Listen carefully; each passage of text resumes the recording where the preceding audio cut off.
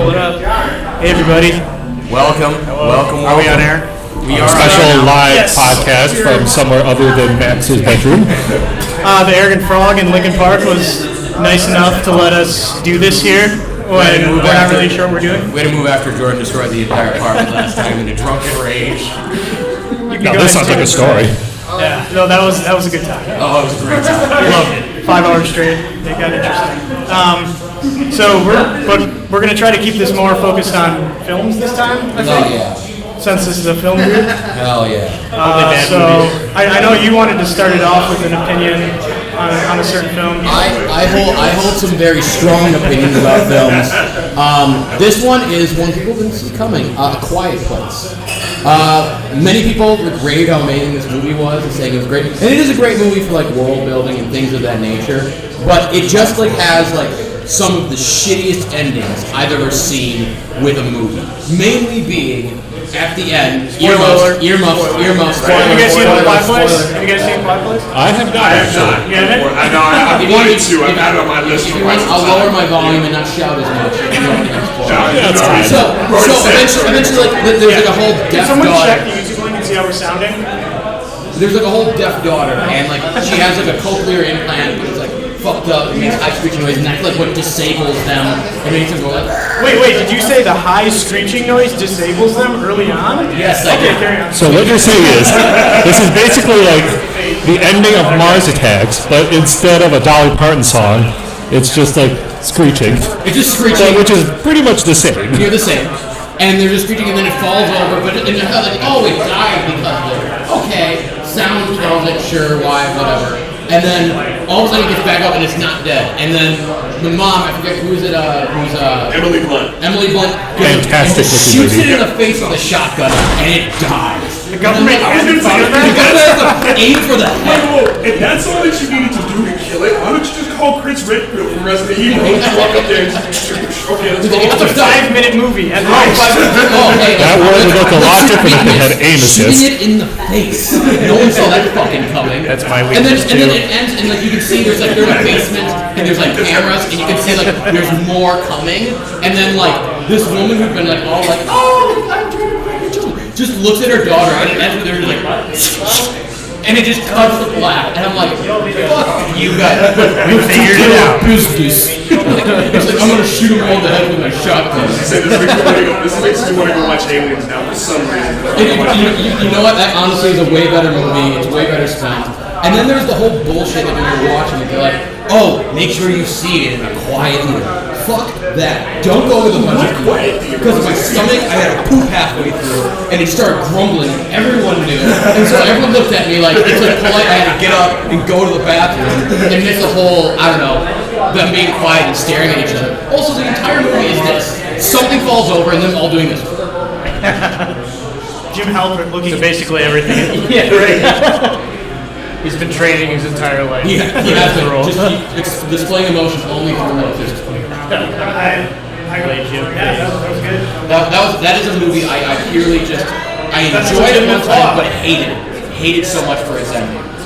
It sounds a bit like I have similar thoughts to 10 Cloverfield Lane. Like the whole movie was like great up until like the last 10 minutes. When all of a sudden aliens are actually real and running around. Well, I mean, like the aliens being real, like that would be good. But like the fact that they have like Mary Elizabeth Winstead just like fighting the alien. It's like if they had just like cut out that whole section, just had her like just driving along and she sees like alien spacecraft and she's at that crossroads. Like if they had just like if they had just done that. It would have been a much better movie. Honestly, but the fact that they threw in that whole action sequence. Yeah, and it just came out of nowhere. Like it throws off the pacing of the entire thing because for most of it, it's this like suspenseful, like you're kind of stuck in one place. You got John Goodman coming out of nowhere. I'm gonna get you in here. I gotta check some technical stuff. Oh, okay. You got it. But I'm gonna say this: if you can defeat John Goodman, guaranteed you can take down a 2-story alien. Well, no, so John Goodman's in there, and he's got like these two other people on. He's got Mary Elizabeth Winstead and two other people on house arrest. The other one, and there was only one other guy. Oh yeah, that dude. Oh yeah, I forgot about him. But yeah, mostly everyone. Yeah, and so they're all in this compound essentially. And I'm like, okay, you got me for the most part. And John Goodman is killing it, so he's great. I mean, And Mary Elizabeth Winstead was killing it too. Yeah, it's really good. Everyone was killing it. Right, and then towards the end, it's like they forgot, it's like they had to conform to modern movie, conventions. Where it's like, oh, our audience is probably asleep right about now, so let's just throw in an action scene to keep people up. I get the feeling that was like a J.J. Abrams executive decisions. Like, all right, we're gonna connect this somehow to Cloverfield. Let's just throw in some random ass shit with some aliens. Like, well, not quite random ass with aliens, but like random ass action sequence. Yeah, and it's weird too because okay, I'm thinking.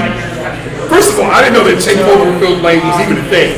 I didn't, because I love Cloverfield. I love the first one. The first one was great. Yeah, I enjoyed the first one. The first one was great. I was gonna say I like the first one. Good found footage. Can't get any better. It was probably the better found footage. I think I have a preference where I don't like the found footage. Right.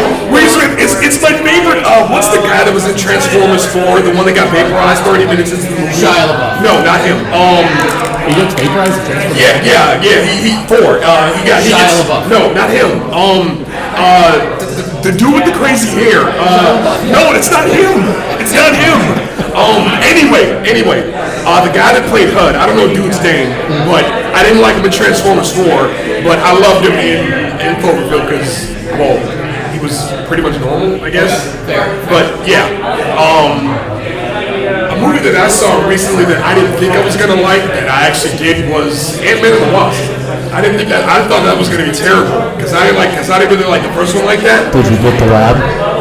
Did you get the lab? Did you get? That's the entire thing when it was. Oh yeah. I don't go see what a fucking good.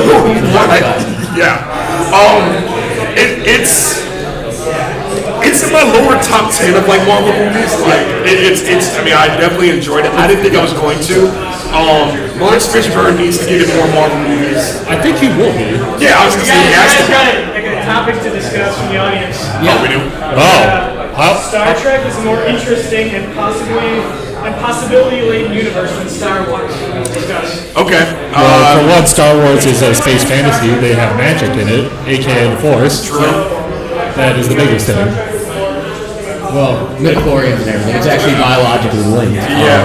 So it's not just It is still just a magical space wizard with a sword chopping his way across the galaxy to fight off the evil empire. I will take that over because I didn't I grew up watching Star Wars. I didn't grow up really watching the old school. Well, I saw a couple of the Star Trek movies, the old ones back in the day, but I've got no memory of some of them. But the newer ones, Into Darkness and Beyond, I actually like those. Well, those are Star Wars. Right? Yeah. The first of the reboot Star Trek is essentially A New Hope, but with Star Trek. Yeah. But ultimately, I don't have a problem. That's the only kind. It's like the only movie that J.J. Abrams knows how to make is A New Hope. Essentially. Well, okay, I disagree with that. But literally, when J.J. Abrams came on to do Star Trek, he's like, what can we learn from Star Wars? And so when they made the original Star Trek, which I think is an amazing movie, the 2009 one. Yeah, it's a good movie. I'm not disagreeing. They made Star Wars, essentially. Yeah. The old school Star Trek movies, I don't really know. There are some good ones in there, but there are also some stinkers. Just like the TV show. Wasn't it? I think there's a number where it's the general rule with the Star Trek movies is that the even ones are the good ones, and Right. the odd ones are the best. Yeah. Was it Wrath of Khan was the second one, right? Yeah, Wrath of Khan was the second. The Journey Home number 4. Undiscovered Country number 6. Okay. First Contact number 8. The one that kind of bucks that trend is number 10, which is Nemesis, which had a young Tom Hardy playing a young clone Tom Hardy's of first role, I remember. Patrick Stewart. Yeah. Dude, I need to go watch that thing. So interesting. The reason why I came over here is because Max told me this commenter said that Star Trek is a more rich universe to explore than Star Wars does. Normally, I'd argue against this, except for the fact that we live in the age of serialized storytelling, right? Yeah. Where it's Netflix, streaming shit. Movies, I just don't know if they matter as much. Yeah, everybody's going to go see the next Star Wars movie, but if somebody made a kick-ass Star Trek spin-off series, they explored all these new rich stories or whatever. Wait, did you say Star Trek or Star Wars series? Star Trek. Oh, I mean, there is a Star Trek series on right now, Discovery. Is Okay, it how popular though? Like, well is it does it do? That's my I question. think it's doing okay critically. It's just that it's on like the CBS streaming app exclusively. No, let's even put it on a better streaming Yeah, service. so it's Let's not even getting put it on a lot of Netflix. It's on Netflix everywhere else. My thing with Star Wars, and this is kind of like what I was hoping for, to kind of piggyback off of that.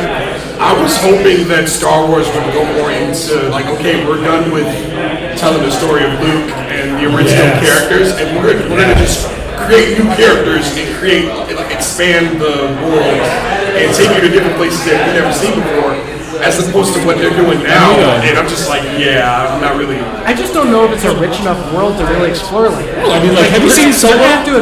Yeah, I did. Did No, I you mean, like like, Solo? also, who directed the first Iron Man movie? John Favreau. Yeah, he's working on a Star Wars series for the Disney streaming app. It's called The Mandalorian. So it's just gonna basically be like Boba Fett show. Yeah, they're gonna do Boba Fett, right? Yeah, I heard Starring about that. Pedro Pascal. Yeah, Which looks awesome. I was gonna say they're gonna do a Boba Fett, and legend has it that they want to do an Obi-Wan movie. Well, and Ewan McGregor wants to do it.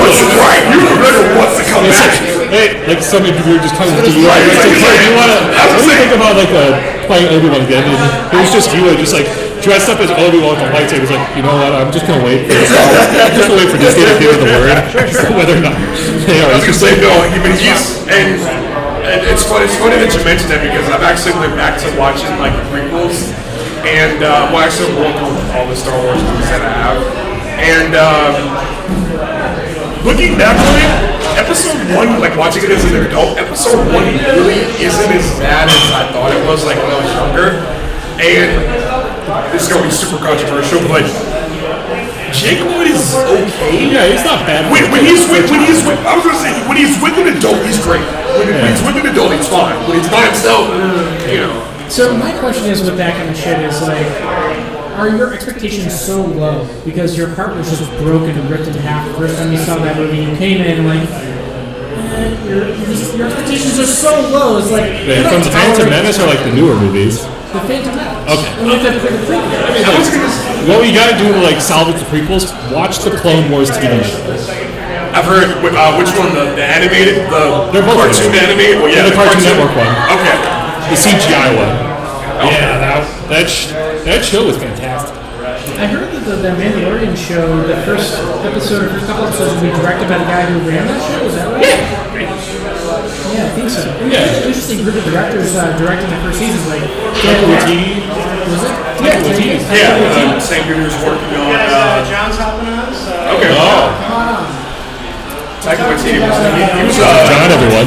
or Star Wars, right? Thor Ragnarok. Yeah. But also before that, like Hunt for the Wilder People and What We Do in the Shadows, Boy. He's a good director. Yeah. Thor Ragnarok, I have to admit, like, I hated the first couple times I watched it, but you watch it again, I don't know. You just click Yeah, it does kind of.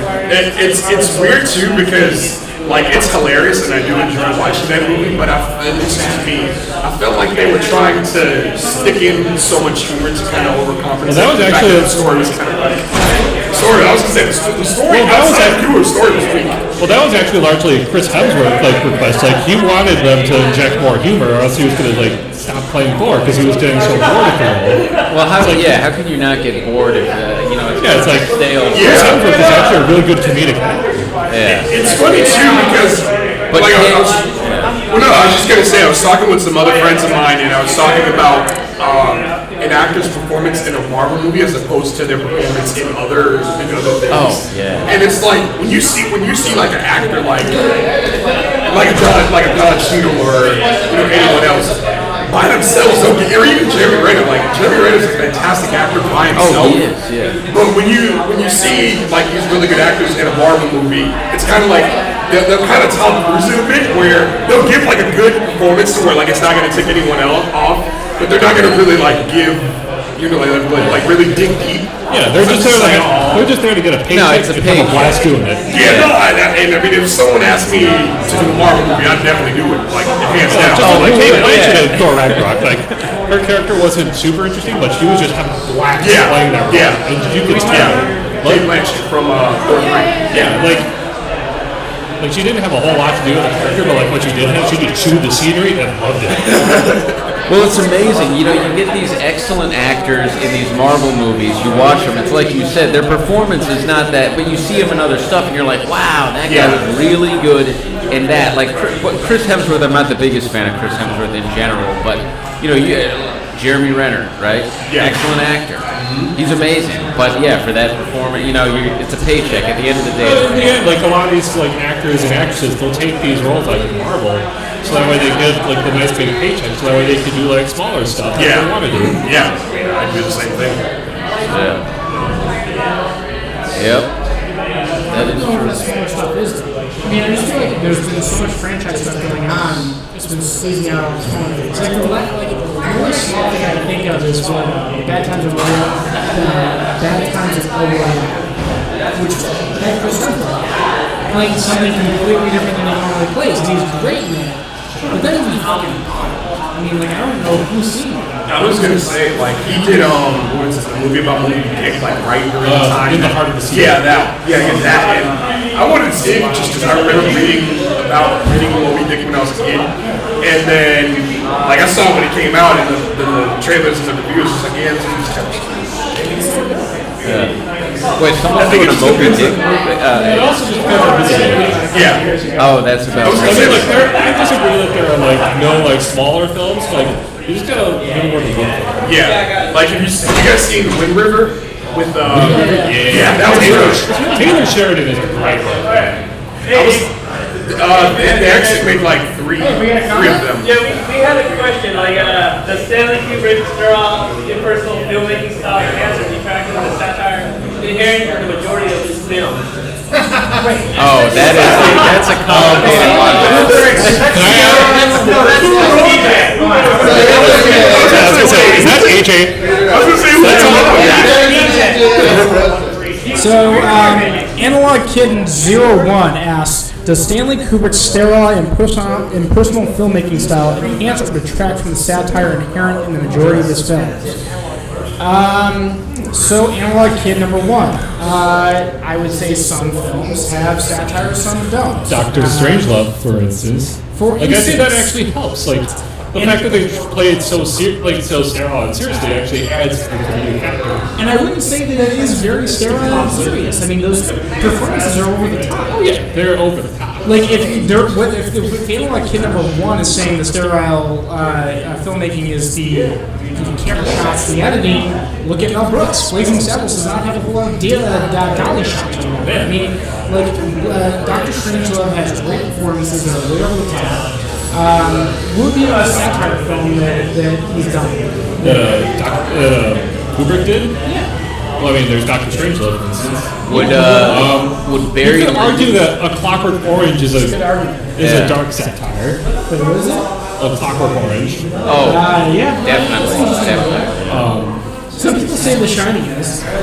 No, that seems more like straight horror, but like the book A Clockwork Orange is definitely like satirical. I had to read that in high school. No, I'm there with you at Clockwork Orange. I think that's a dark satire.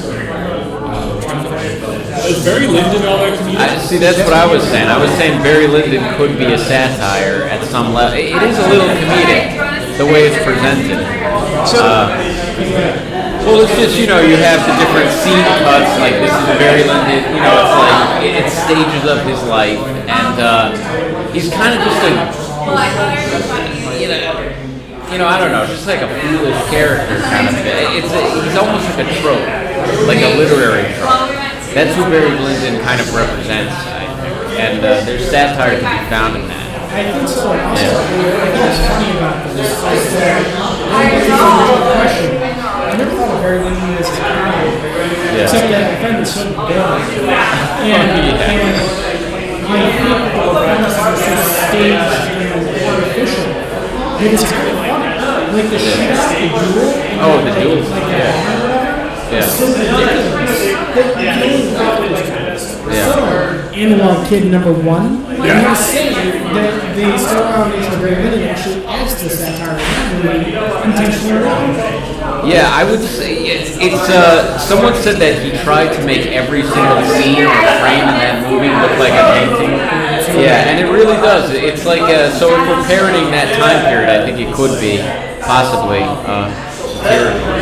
I'll say, I don't think I've ever seen Stanley Kubrick film before. No shit. I'm dead serious. Wait, have you seen The Shining? No. 2001: A Space Odyssey. No, but I've heard of it. I've heard of it. I'm so sorry. I feel like we need to call social services.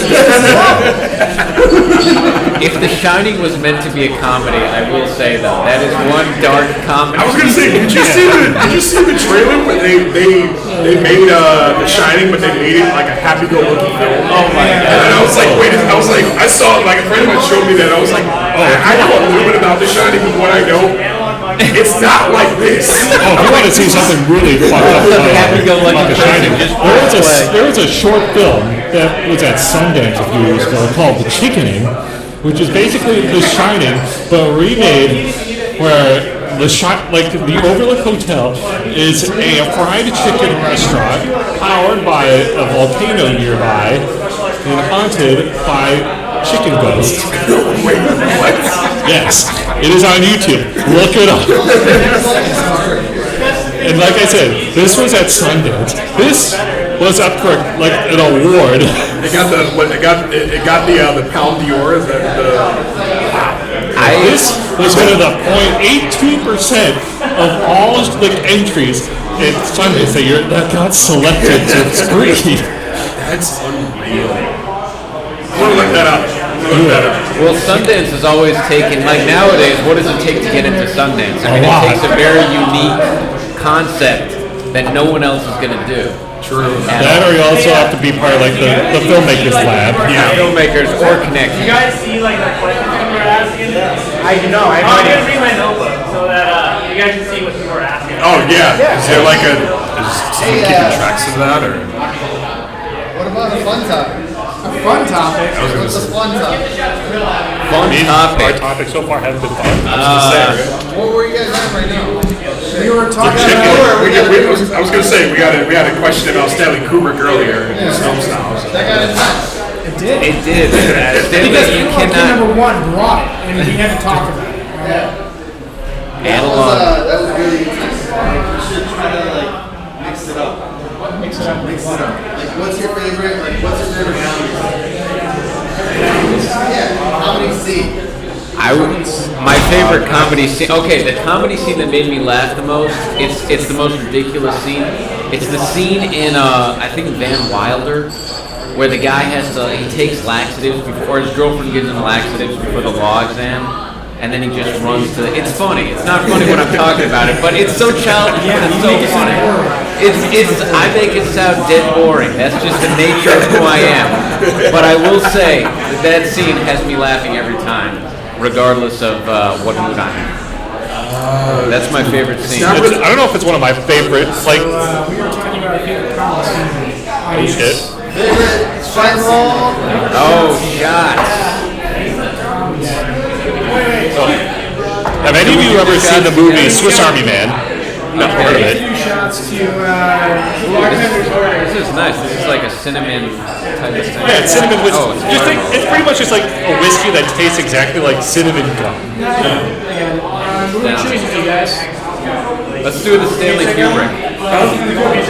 Yeah. To Stanley Kubrick. I got water, so I'm good. No worries. Cheers, guys.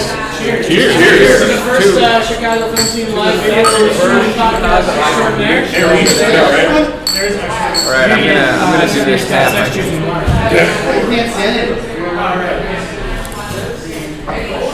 Well, have any of you ever heard of Swiss Army Man? No. Nice. One of the most ridiculous films I've ever That goes seen. down Another very Sundance film from that year. Yeah. Don't charge me. Basically, it's just a. Oh wait, yeah, no, that's the one with Daniel Craig. I mean, not Daniel Radcliffe, and he's playing. He's like, Yeah, it's he's like, yeah, he's like a dead guy, and then like the dude from Paul Dano. yes, yeah. They're like traveling around. Yeah. Were we talking about favorite comedy scenes? Yeah, like that. Like it might not be. I don't know if it's one of my favorites, but it's like the one that's like most memorable for me because I saw this at Sundance. well, like the intro scene when like Paul Dano's about to hang himself and he sees Daniel Radcliffe's body on the beach, and then like Daniel Radcliffe's body just starts farting uncontrollably, and then he gets off the island by riding Daniel Radcliffe's body like a farting jet ski. I saw that. I was like, that's. One of my favorite things about that movie is when Stay away from the mic a little bit. You guys are peeking. Oh, okay. when Daniel Radcliffe gets out of the Better? and he's horrified by having a hard on, he qualifies himself as sexy about it. Oh yeah. I was gonna say I'm gonna go old fashioned. I'm gonna go way back. So I'm not into like super into comedies like that, but who's on first? Abbott and Costello. That's classic. That kills me. Actually, no, that far kills me back. every time. That kills me every time. I'm kind of stuck here. I really can't help thinking about Blazing Saddles. And Blazing Saddles could be anything. Like, I think it was Where's the White Man? The scene where Gene Wilder, Gene Wilder brings in, like, they're trying to antagonize the racist town. And so Gene Wilder brings in Black Sheriff and says, he goes, where's the white woman at? He just pisses everybody off. Or another one. Steve Reddington asked, "What is the worst movie you ever saw and why?" It's really. Now that depends. Like, are we talking like entertainingly bad or just straight up bad? I think Like, are we thinking like so bad it's good, or just like so bad that you never want to see it again? Whatever we want to do. So, John proposed to. and he's also saying you can't hear anyone too much background noise. Can you hear us now? Can you Steve Reddington. project? Oh, okay. Steve Reddington can't hear us because it's too much background noise. The background noise is distracting from our wonderful voices. Is Steve Reddington in the room right now?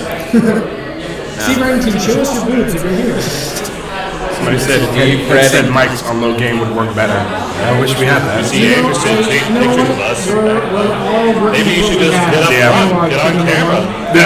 We work with the But tools we got. to answer Steve's question more succinctly, or to answer it, period, I would say the worst movie that I've ever seen has to be a movie called The Last Sentinel, and it is so bad. It has the only bright spot in it. The only good part of that movie is the fact that it has Keith David in it, and anything with Keith David is awesome. So, but yeah, it's pretty much about this mercenary guy in the future, and the guy pretty much talks to his gun, like literally, like Buddy's walking around with an assault rifle, and he's like.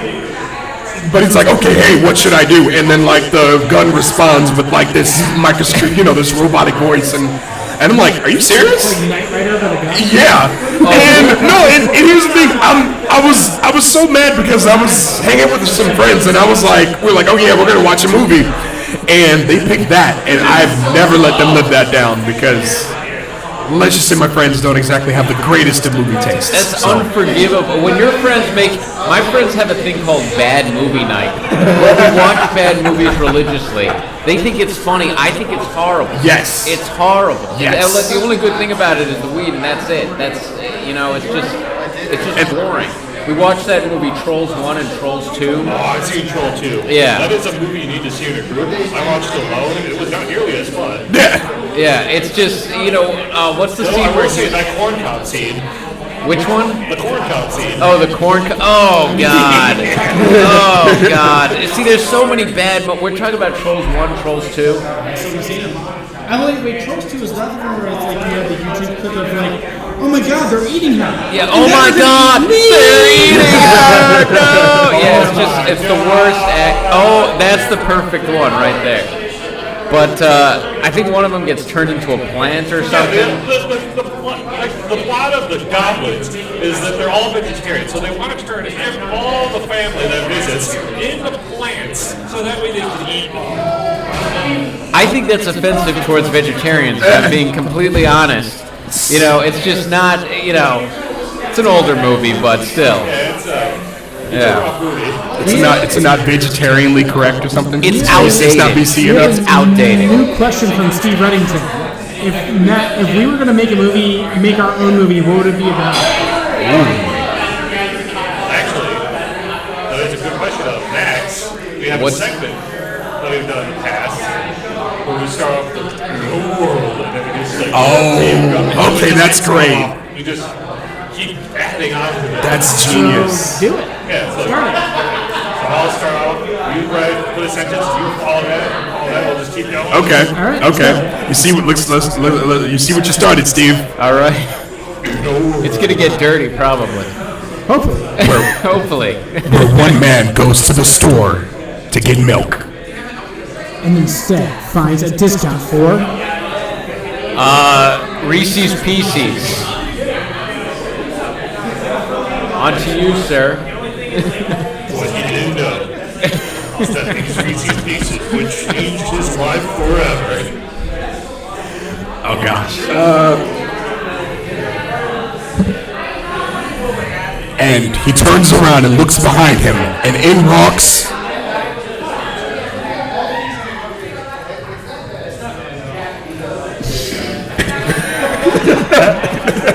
his real parents. His mom, who's chocolate, and his dad, who's peanut butter. They open their mouth to say, It's delicious. Eat me now. And then the meteor hit. Let me get close. that's you, I don't know. No, I'm Is not. that on the left, is that Joe or is that Where's John? the left? was gonna say the Unfortunately, left my is- left I and think- right is all weird. I was gonna say the left is this side. Our many viewers. Special K says, get these fuckers off the air. Oh, you think you can do better than us? So whoever Special K is, I was gonna say I special. think we just made a commercial for Reese's Pieces. If I'm being honest.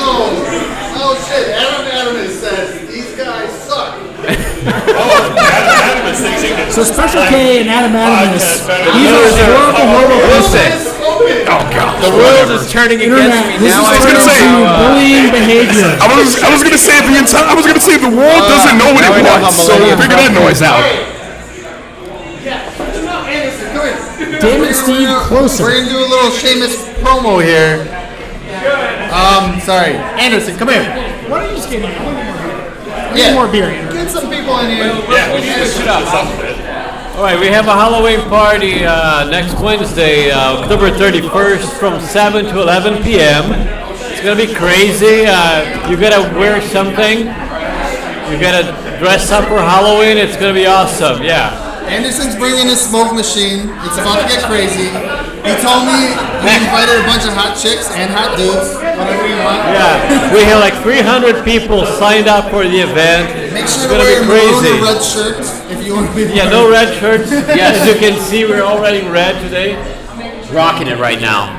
So, DP yeah, red. so October 31st, Jump here on at it. the Arrogant Frog Bar. It's free. Starts at 7 p.m. Only people Tell who your have shades of friends. red can come up here. We have like 300 You're okay. RSVPs. 300, yeah. Shades of red only. Shades of red. We're having a shades of red. 300 gonna be minus crazy. 290. So Yeah. it'll be good. Oh my God, we Costume got all shades contest of and red. stuff. It's all But shades of red right just here. rocking it right now. All right, so let's go. Let's continue back to what this is all about: hating on fucking awful movies. Adam Adamus, what is the worst movie or one of the worst movies you have ever seen? Oh my God. Like, I can't even tell you, because when I see a bad movie, I turn it off. Why do you guys watch But you got bad movies? you got to watch it till the end and just be able to declare it's bad. Just like, I gotta watch it to the end. And then It's like a bad marriage. You just got to grit your teeth and just like once it's over, just be so happy about it and just complain about it to everyone else. What's your most hated game? I already went. Wait, you went last week. I went already just before early on. I screamed about a bunch of stuff at the Quiet Place. Alright, I got a Give- movie that everybody hates on, but I love. We'll go for it. Only the Strong. Only the Strong. Which one is that From one? the 80s. Oh, no. Oh, is that the one with the Capoeira. It's about capoeira. It's like, it's about the capoeira. How do I teach these Hey, kids? Santo, I know. we got a real life Santo here. Dude, that movie's the shit, but everybody hates on it. I mean, with that whole DJ scene, it's so amazing. It's so great. The guy's, he's a DJ. He's awesome. Look at him go. Like, We got like a really interesting. Steve Reddington said, if Special K was a porn star, what would Special K's name be? My name would be Five. What is a Five? It would be long Hey, K. Latin guy. What's up? Five It would be long K. Long K. Yeah. Long K? Special K. So I would be like Asia Carrera. The So ninja. you'd be a female porn star. Well, yeah, pretty much, I guess. No, dude. My name is Featuring long Anderson, K. what's the 5,000 Claire? So what? It's Fifi. What's up? Fifi. It's a Claire. pet's name. Yep. Fifi, Fifi. I'm pronouncing it French. Leclerc is a street name. What is that? Fifi Leclerc? Yeah. I don't know, where'd you get that from before I go off and explaining what that is? Hey Anderson, So I don't what offend was anyone. your first pet? What was your first pet? My first pet First pet in life. was a lice. A lice. Yeah, Oh, lice? Did you name them? I need all my lice. Did you have a first pet? I had a first pet. It was his name Adam. His name was Is your porn star name Adam Adamus? Adam. Now my name is Bugsy Stolte. Bugsy Stolte. Or Bugsy Adam Red. Adamus. Dude, what's Max's girlfriend's name again? Come on, us. We're just gonna. We just Cheers. We're just gonna add Max. some shoulder to Anderson. Okay, I'm like, I'm not interesting enough Let's to do be it on this over the podcast, shoulder. so, You are interesting enough. I'm not- What was your first? You What would was? be on this. What Come was? on, come over. You switch with me. Let's go. Max, get your, People know let's who go you're get your talking movement. to. They can't see us. Special K. Breaking the illusion. There's no wall here. All right. Let's talk within us. Okay, we're here. We're here now. So Special K, he's one of our special friends. He's a very special The guy. only reason they think I'm special is because So I'm here where most did of the Special time K and I'm came drinking, from? So where did it come from? I think in high school during dodgeball, somebody called me Special K because He roofied some I was children. really good. That's what I heard. That's just the story. He put roofies in Coach special Carlson. K Coach milk Carlson. in someone's cereal. Behind Someone's eating the Special K scenes, cereal and he just put some Special roofies K in there. milk. Watch out for Special K, man. He'll get you. And then he became a big thing in like the early 2000s. Real big. Real big. Okay, so like this guy, Steve Redding, he's on this like what would you be your stage name if you were a porn star? And he said his name would be Dumb Hello.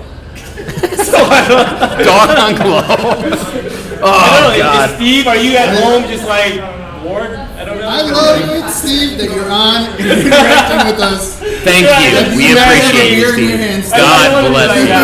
Hanging out. I hope you're wearing a maroon shirt or a red shirt. That's all we want. Closet and get a marine shirt because then you can be like part of us, like in virtual reality. So Mr. Dung Hung Lo himself. I'm Asia Carrera and like I would be, I think He's my a female porn star. I know. I would be Max Shotgun Bring him on.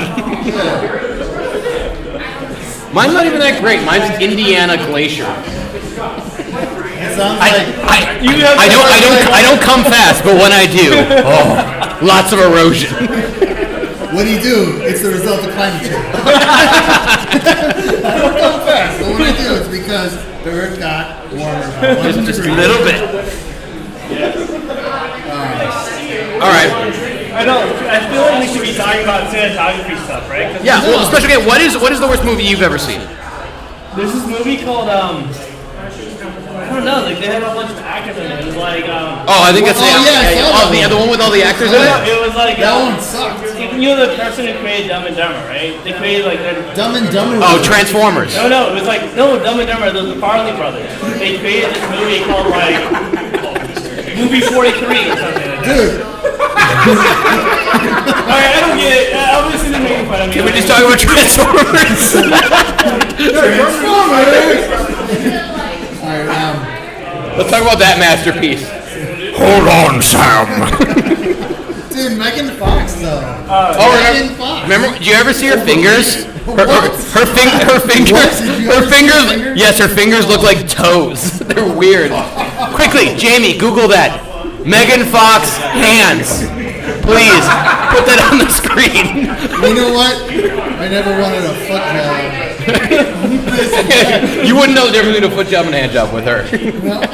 All toe. She was all toe, man. She was all toe. All toe. Couldn't handle it. I hate those toey one-night stands. Oh, so many times. Steve wants to hear your guys' funniest stage voice. Funniest stage voice? Yeah. Like any actor or any... That's all it says. You were inspired. I am the last one. You see? Holy crap. What is that? That is fucking Sean Connery from fucking one of the Dragon movies. I am the last one. You sound like Sean Connery having a stroke going through a wood chipper. What the hell is that? It's so good. Sean Connery's the man. Connery. He's stroking up. Here, let me give you... With a dagger in his mouth. I can talk about a ball dagger in my mouth. Yeah, exactly. Special K, what? Give us something, man. I'm more of a director. Yes, impersonate a director. I don't Come know. on. I can't impersonate. Steve Reddington I'm needs to sorry. be entertained. I know, like, I know Entertain that him. the people, the one person out there is watching us. Dude, we got 9 viewers. Steve, So I'm shut sorry up. that you want to be entertained, but Yeah, now we I'm have sorry. Like, I'm not like I can't do impressions. Not like Adam and Just, I am the last one. Oh, man, he called me Chris. Well, now I'm Chris now. Shit. Chris Farley. Chris Farley. Fat man in a little coat. It's obviously not Chris. So I'm sorry. What's your name again? Oh, Aaron. Was it Aaron. Aaron? It's Aaron. These guys have known each other for years. No, we've known each other for years. We're only drunk. He just knows me as Chris. And like, So many tours. So many tours. Over the wall and thing. The Trump wall. The Trump wall. I carried him over it. It wasn't actually that wall. We found out it was just a retaining wall in someone's backyard. It was just really It wasn't just a retaining wall. cocaine's hell of a drug, kids. I want to let you know that. Hey, Steve. Anderson wants to give you a big wet kiss. Steve. Hey, Steve. Steve, you're entertained, He's man. looking for you at the Halloween That's party. super cool. Hey, okay, Anderson, what's up with this Halloween party again? So the Halloween party is on October 31st from 7 to 11 p.m. So we got 300 RSVPs. So we're gonna have like free drinks. We're gonna have like a mud fight, jello fight, and we're gonna have a lot of people coming over here. I love that. Like you said, gentle fight. I don't know if We're it's gonna have a gentle mud fight. a gentle mud fight. So like, It's gonna be a really wild party. There'll be people barbecuing, tailgating. We're gonna have some celebrities that will come over here. The whole crew from Chicago Fire, and we're gonna have we're expecting. Fox and her toe head. Yeah, I heard Megan Fox in her toe hands. She'll come in. Megan Fox with her wig. It's gonna be incredible. We'll play the famous game. Is this a toe or is this a hand? It's a fun game we can play. Yeah, the first 800 people who show up will enter for free, and Nice. then we're gonna start charging like $700 for people for admission. Yep. Sounds fair. Sounds fair. I hear it's only open for just 20 minutes, correct? Only 20 minutes? Yeah, and we only take quarters. So if you bring cash, we're not gonna. We only take quarters. There we go. There we go. Only quarters, right? Laundry day's coming up. There is also We're a having a free pool person table. over. It's first come, first serve. Sorry, you better get it quick. What's that address? Plus amount of beer, so. Let's quickly plug what the address is. So what? What's the address? Let's quickly plug that. It's the Arrogant Frog Bar. We can't give that. Lincoln but- Park. It's called Look It Up, Google. You guys Be gotta an find adult. out. Welcome to the 21st century. You can't find it, don't Wear your come. red or burgundy shirt. Or if you're a girl, you Okay, can oh, wear yeah. gray. You gotta You wear can a wear burgundy gray. shirt. As long as- I mean, gray's okay. Gray and burgundy. Yeah, no, it's the I am same. bridging. Yeah, Divide. right. We aren't assuming anything. Right, exactly. Don't assume anything. Very interesting. I go. So, what is the worst movie you've ever seen? I'm keeping this on track. Movie. What was the name of that? Mr. Jingles. Mr. Jingles. I've Can you? actually never seen it, but he just showed me the cover of it. Oh, there we go. And it is terrifying. I will have nightmares. Can you describe the cover in great detail? It's a clown face. And I'm terrified of clowns. You're terrified of clowns. So, how do you feel about the movie It? No. No? Just no? Just no? Fair enough. Have you seen it? Yes, I've seen it. That movie gave me emotional whiplash. It's like, let's try to be funny. Okay, now it's scary. Oh, now there's a terrible, awful, like, rape scene. It's like, wow, I'm sorry, my neck hurts from this. I can't watch this movie anymore. Well, I don't know how to feel about it. So you didn't float? What? No, I did not float. I did not float. I sunk to the bottom and cracked my head on 4 cinder blocks on the way down. That's how I felt about that. And now we're going to see the sequel of it, and it's just going to be, I don't know. At least the cast is better. I mean, they're children. You can't just say, like, oh, these shitty kids like, can't fucking act. It's like they've been around for only a couple of years. Leave them alone. So. A good portion of it, they were crapping their pants. Leave What's them the worst alone. movie you've seen? Worst movie I've seen? Yeah. Recently, I brought up was The Quiet Place. But if I go off on that rant again, our viewers are... Okay, you already talked about it. Then never mind. Yeah, see, yeah, just forget about me. Don't involve Oh me. my god, I felt like I was gonna have a heart I attack. also hate The Notebook. I love the Notebook. I hate The My Notebook. favorite book. You'll And watch it. it is no, it is. What's the guy's So, name? Nicholas Sparks. Nicholas My Sparks. fucking hero. Fucking hate you.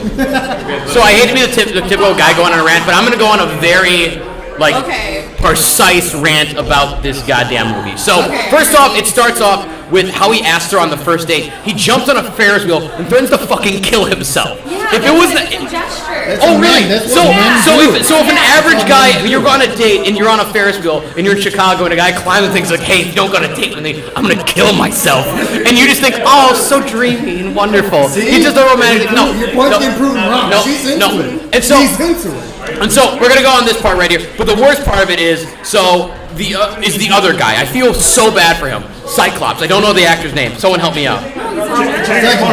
Yep, there we go. That name. All right. I'm just gonna keep calling him Cyclops though, so I'm gonna stick with that. Yeah, the army guy. And so like the guy. So this guy is like the best, kindest person that's ever existed. Like he supports her and like he didn't bring up his money right away. He got the shit blown out of him in the army. And even though like when he's injured and vulnerable, he's still cracking jokes like hell of a guy. And then he's wealthy. And then she goes and sees him and she's like, hey, I gotta go take care of something. Secretly, I'm gonna go fuck this guy that I saw this summer who smacked me around a little bit. And he's like, and he was like, cool, go do that. It's your wedding day. So you go off, and then he finds out that she sleeps with him, and then he's like, you know what? And he's like, you know what? I could do all these things, but I don't get you in the end. And then what happens next scene? She's fucking walking to Ryan Gosling, and there's a fanfare, and they want you to forget that she just was like, nah, fuck you, and just leaves. Do you want to know how a Scrooge is made? That's how a Scrooge is made. A man with wealth and power, he controls cotton. He controls all the clothing. That's why we have problems in this country. Because he's angry and alone. That's what the Notebook's about. It's about creating an angry, lonely, rich man who will rule everything and fuck everything else up. Okay, I take it all back. That's why the Notebook caused climate change. It caused climate change. I'm sticking by it. Dude, you're forgetting one big thing. The guy is Ryan Gosling. Exactly. That's the one big thing. That's Just because he's hot. Just because he's hot. No, it's not because he's hot. It's because he's fucking Ryan Gosling. He always thinks the girl. Cyclops though. Yeah, the dude is Cyclops. No, but girls like two eyes. Also, They like two eyes. Also, okay, wait, let's also talk about, every other role where they have Ryan Gosling playing it. Talk about Drive. He walks in there, and he's the creepiest motherfucker ever. He's like staring at people, and he gets the chick in the end.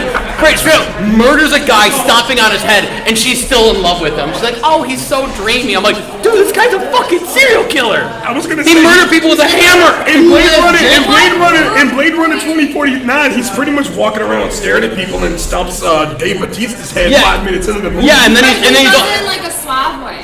oh, stomping someone's head in a suave way. There we go. Sorry about that. By that logic, then you may as well get Daniel Craig. I mean, he's still James Bond. Do you know what? You must also like Joaquin Phoenix and I Was Never Here. Just hairy hobo Santa assassin murdering someone with a fucking hammer the entire time. Actually, no, I saw that a few weeks ago, and that actually kind of like that movie. It's a great movie. I'm just saying you wouldn't fuck him. The hammer. Yeah, but he just walks in Just ball peen hammer, just beating people with a hammer. and just does So eloquent. So do chicks like getting? No, that's just a rotund muscle right there. He just one large ab. If you try to, No, that's what he is. And, wait for it. Oh, I got the same. Oh yeah, right here. I was gonna say, and that gentleman is gonna be playing Joker. So I'm interested in that. I've only. yeah, he's actually gonna be playing Joker. Oh yeah. Oh yeah, I'm good with that. he plays everyone who's just crazy. He's good at that. Have you seen The Master? Seen the what? I have not. Master? He's definitely crazy in that movie. No, I haven't seen that.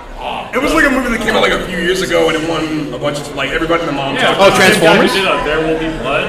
It's basically just like. I like that movie. Yeah, it's basically just like. I'm only doing that for you. Pretty much, like the premise of the movie is just like Joaquin Phoenix joins this Scientology-esque cult led by Philip Seymour Hoffman. Awesome. Is it a PG? Yeah. I never saw it, but I want Oh, you guys are talking to somebody. to. He's actually, we're actually picking up audio level from him. Thanks, Dad. Okay, Thanks, so, Dad. We needed that. So if that's the worst movie you've ever seen, what's the best movie? There it is. Dazed and fucking confused for me. That's a good movie. Wait, a worst movie or a good movie? The best movie Oh. I've ever seen. Oh my god. I was like, Oh my god. All right, go ahead. I like it. That's my go-to. that's called the judgmental wall. It shouts opinions at you that they disagree with. It doesn't quite have the satirical. Oh, you would say that. I'm gonna just say mine for best. I was gonna say for best movie, and I've got several of them, but number one is Jet Li's Fearless. That is actually one of the best movies I've ever seen. Oh, isn't that the one with Jet Li when he's in multiple dimensions? No, There's no, Jason Statham no, in it, no, and no. they're fighting. It's They're based fighting off each of- other. No, it's based off of this Chinese martial arts master who actually existed.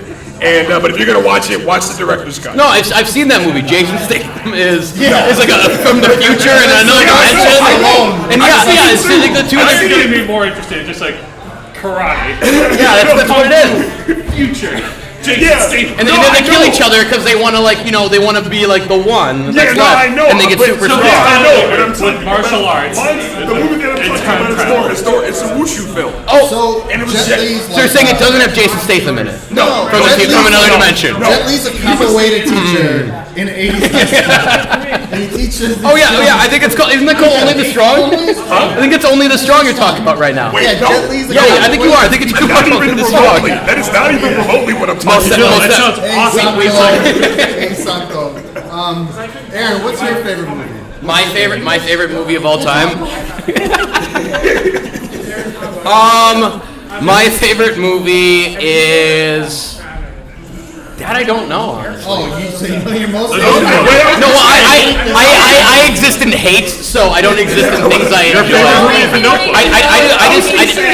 I just have a wicker chair I sit in just my room and I just stare at movies I hate the entire time. And I was gonna build say, he went resentment. on this whole thesis about the Notebook, and I was like, okay, this guy has to have like one. I'm starting to think now that it's more like he hates it so much because he loves it so much. Maybe, You know what? Deep down, there's probably something broken in me. Maybe I can find my Ryan Gosling. One day, Maybe I made the wrong choice. one day, I'm gonna build you a house, Aaron. I'm gonna build our surgery house, and you're gonna see an article in the paper. You're gonna be like, man, Adam, I met him on 3 podcasts. We're just gonna get in a fucking rowboat Yeah, together. I was gonna say. Here we go. There's gonna be Here we go. swans. I was gonna say. So the problem is we're both going to be wanting to be the Ryan Gosling and we're just going to be rowboating I was gonna say. against each other and we're not going to go And then anywhere. Tyler Perry's gonna come out of nowhere and sell you insurance. Is he going to be dressed up as anyone? No, he'll be just about himself. Yeah, I mean, man, it's one. What do we got? Tyler Perry as a You guys aren't drinking enough. I hate Tyler Perry. Send us money so we can drink more. We'll do it. Gone Girl. He's amazing in Gone Girl. He is because he's terrible in everything else that he makes with his own hands. How do you? Tyler Perry is a legitimate actor. Are we talking about Gone Girl right now? You don't need to. You don't need to. All right, Trust cool. me. The only Tyler Perry movie that I've seen is Medea Goes to Jail. Oh dear And God. that was. Dear God. That was a train wreck. Dear no. Everything. Okay, look. The man. I don't have anything against him personally, but as a movie person, no, he needs to stay far away from that. He makes the same exact thing every single time. Like every time. Every single time. So cartoony. I hear an opinion. Someone wants to jump in. I was gonna Come say, on. no, I could go I'm on hearing a an long- opinion. I could go on a long rant about Tyler Perry. Come here. We got an open seat. I Come was on. gonna say, Come on. I don't like him, and I don't like Spike Lee. I don't like him either. You don't really You don't like Spike Lee? He made one good movie, Which in my was what? opinion. Malcolm X. Malcolm X. Malcolm X. Come on in here. Didn't see that. We're talking about Medea. Hold on, what was the movie? I'm leaning on the about chair. I'm probably gonna with break it. Clive Owen, where there's a heist going on in a bank. Wait. Inside Man. Inside Man. You guys Oh, ever with seen Denzel? Inside Man? Denzel? I think I've seen. Denzel's a cop. You mean Man on Yeah. Fire? No. You know, they're in Mexico and he's saving. I was gonna say, Yeah. Denzel wants to Denzel- set himself on fire and Yeah, it walk sets us up- around, you know? We gotta go No, one that's at just a time, a fellas. So disappointed with that movie. There was not a One at single. a Well, time, fellas. One at a time, fellas. Okay. what? You think I have anything important to say? I just interject saying dumb shit. I mean, isn't that just like human interaction? Quantity, not quality, right here. Oh, we got a question. Oh, what's that? Who is your favorite and worst director? Shadow Whiskey or my college favorite Butter Nickels. I heard a man come down long. Butter Nickels. It's a great drink. You ever have Butter Nickels? What are they? Never had Butter Nickels. They sound I was like gonna say, I don't drink, so. Oh, you don't drink? Oh, good. Yeah, you're wrong. Butter Nipples was a game me and my uncle used to play.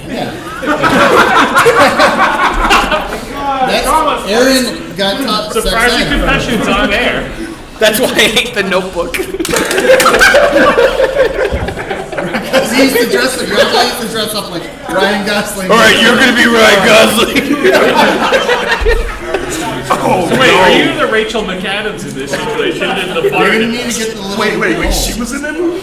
I had to play both Rachel McAdams and Cyclops in that movie. It was really weird for a lot of scenes. She was opposite of Ryan Gosling.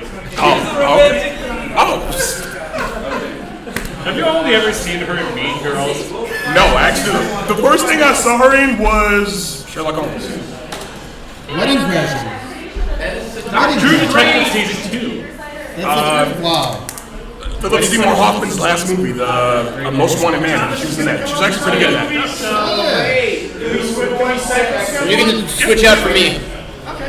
Like this here. I know nothing. I'm just shouting things randomly. Shouting things randomly is fine. We got That's our, what makes for a good podcast. So we are the Chicago film team, and this is Thomas. Yep, a regular who A regular often that's hangs here. out with the Chicago film crew.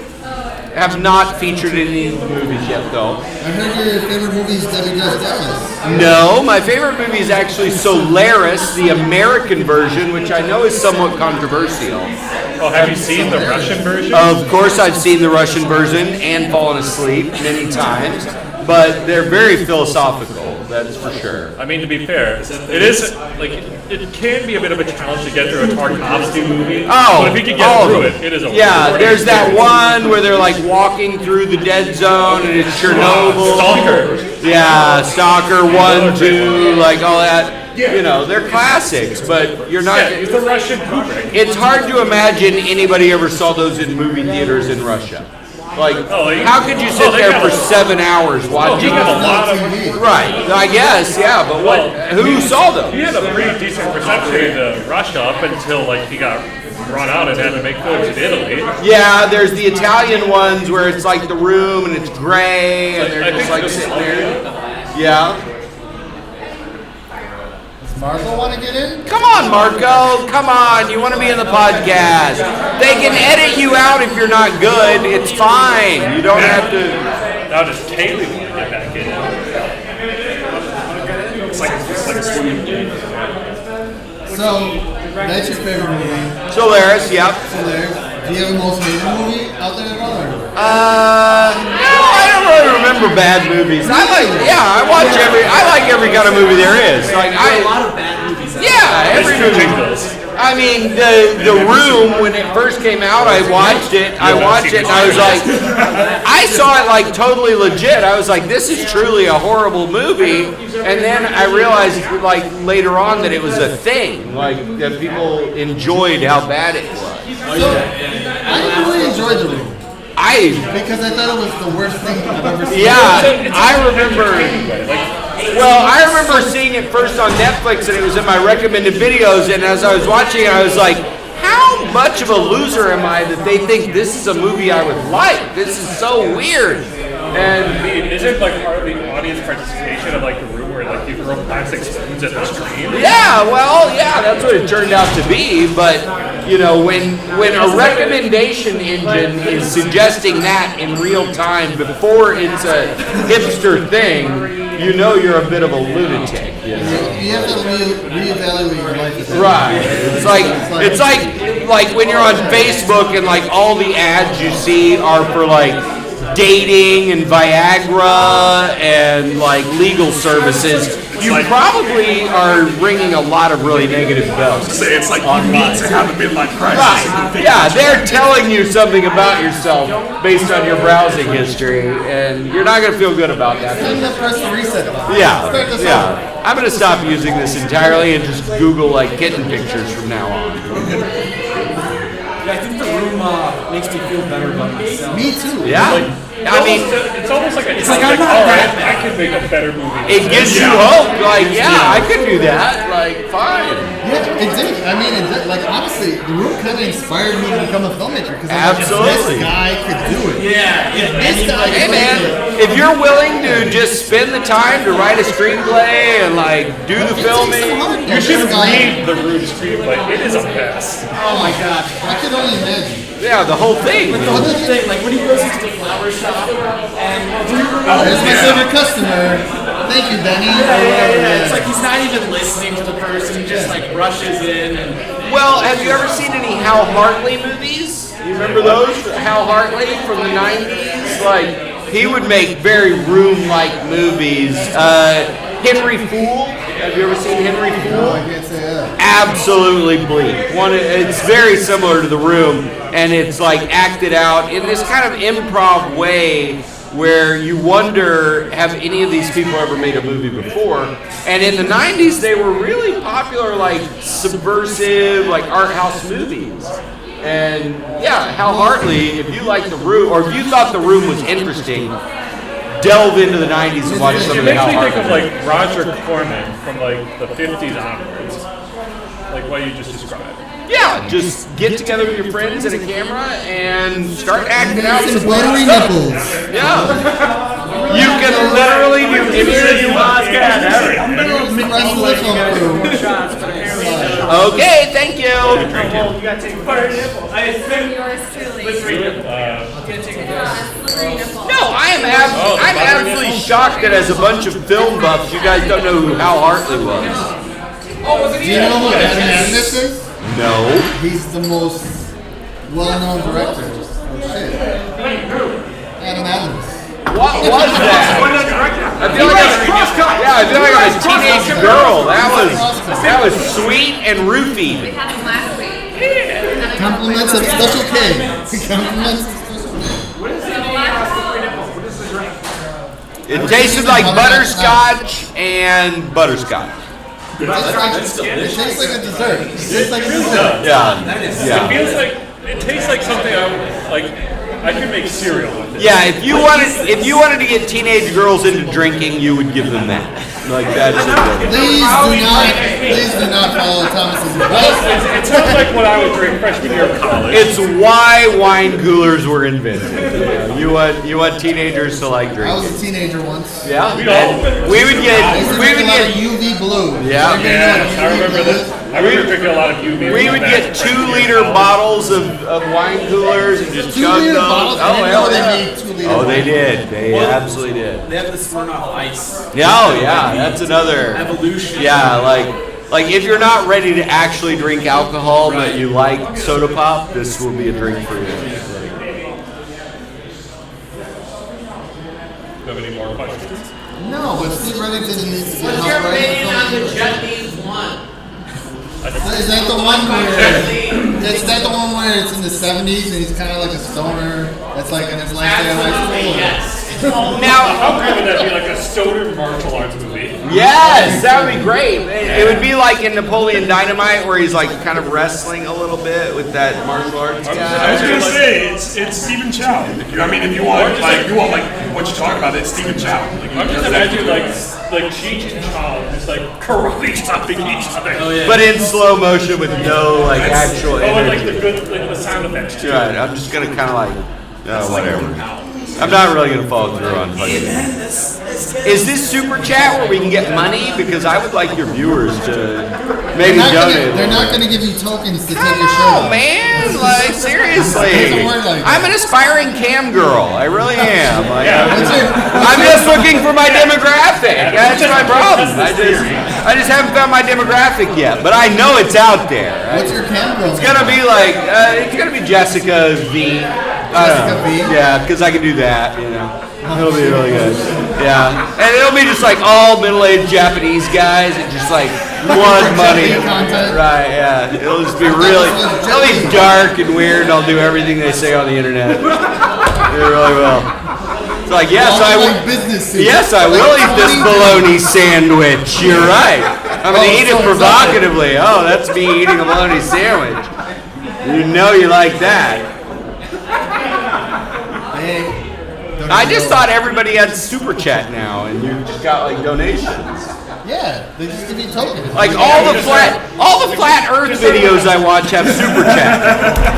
Well, that's a big thing. Right, I'm like, about the moon. yeah, I'm like, hell yeah, that the Earth is flat. They didn't land on the moon. I'll give you $10. Nobody ever landed on your No, I mean, landed on Venus instead. exactly. I don't know. It's fascinating. Well, that gets annoying. Flat Earths. Yeah, oh God, YouTube. Yeah, it sucks that people think Yeah, it's wrong. YouTube. That's how you know. I was gonna say that's how you know you've been on YouTube too long when you're like. Oh, in the yeah, flat once section. you're- Oh, yeah. I was gonna say you started like Stephen Colbert, then you go to Exactly. then you go to like dance music, and then you wake up and you're. Well, like, yeah, it's those recommended. It's those recommended videos, and you're like, how am I 10 videos deep into the Federal Reserve and Nazis? Like, how did this happen? Like, and it's also real. I was Like, gonna say, right? Then you look up like the JFK assassination. It's like, did he really? and there's a triangle from New York to Dallas, and it's all the Illuminati, and you're like, this is absolutely happening right now. Here's a theory for that. What if there was no gun, no bullet? Oh, His yeah. head just did that. What if there was no JFK? I was gonna say, what if Tupac really is alive and he's really making music somewhere? Exactly. JFK is alive. You heard it here first. Yeah. It's like, Oh, they're independent people. it's a whole genre of filmmaking now. Like you can make conspiracy videos as like this cut and paste like genre. Yeah. Like you talking about on YouTube? Right. Oh, yeah. People totally. are making millions off of it. It's completely a genre. There's a great. It was playing at the Chicago film scene. Chicago filmmakers. It's called The Civil Hoax, and it's by a local guy. Have you heard of this? What is this? The Civil Hoax. It's by. I've not heard of it. I forget what the director's name is, but he was there at a couple screenings, and it's basically that, where it's like the whole documentary is about like Civil War deniers, but it's a documentary. It's not real. Yeah, totally. He's just like fabricating. Well, let's introduce. We got someone new coming up here. Oh, Quick introduction. Then get who's back. our new person? Just want to make sure we. Hi, Joe. What's going on? How do you feel about what is your conspiracy opinion on- videos on YouTube? Are you a big fan of them? Do you find yourself getting high and watching a ton of them? Get high and watch this something. Yeah, totally. You're like black and white photos. Here's a person with a briefcase, and then they visited like the Supreme Court, and now it's suddenly they're on a spaceship. And there's something in the bushes. Yeah, exactly. And as it turns out, this is all virtual reality. And you're like, Zeitgeist. Oh yeah. yeah, Zeitgeist. Yeah, that was a good one. That was a classic. It's like 9/11. It's all about aliens. Yeah. It's like, you know, astrology. And they're planting like C4 on the building. Tommy, it seems like you've done radio before. No, never. Really? No, not at all. This is the first time I've ever been on the internet in a like recorded way. That's huge. Because I'm hearing from our listeners right here that you're natural. So. No, There you go. thanks. I'm just glad to be a part of the I don't want to like rehash conversation you guys already had, but did you have like a favorite movie that you wanted to talk about or anything like that? Well, no. I mean, I'm a very sincere, like sentimental person. So Solaris, the American version, is my real favorite movie. My second favorite movie would be Midnight Cowboy. Midnight Cowboy. Who's a big fan of Midnight Cowboy? Okay, you guys do not know a fucking thing about it. Midnight Cowboy. Anyone out there? Midnight Cowboy. is the Midnight first- Cowboy. Midnight Cowboy is the first X-rated movie to ever win an Oscar. And it had Dustin Hoffman and, I don't know, some cowboy dude. Who? George Bernard. No, not George Bernard. John Voight. Yeah, John Voight and Dustin Hoffman. John Voight moves to New York City from Texas to be a male prostitute. But what he did not, and this is in 1969 when this movie came out, and what he did not realize is that in New York City, to be a male prostitute, you had to be gay. But because it's the 60s and homosexuality was still not a recognized thing, nothing in the movie will acknowledge that he's gay. So you watch it, and they're always suggesting that he's gay, and everybody who's a male prostitute's gay, but they never actually say it. So it's one of the most bizarre movies you'll ever watch. And it was he's not in X-rated. any homosexual scenes. There are kind of like suggestive blowjob scenes, but because it's American cinema in the 60s, it's not gay. You know? A lot of gray space on what actually happened. But when it came out, it was X-rated. It won an Oscar. It was this bleak portrayal of the underbelly of New York City, and it was discussing themes that at the time nobody could talk about explicitly. So that's interesting, Yeah, though. won an Oscar.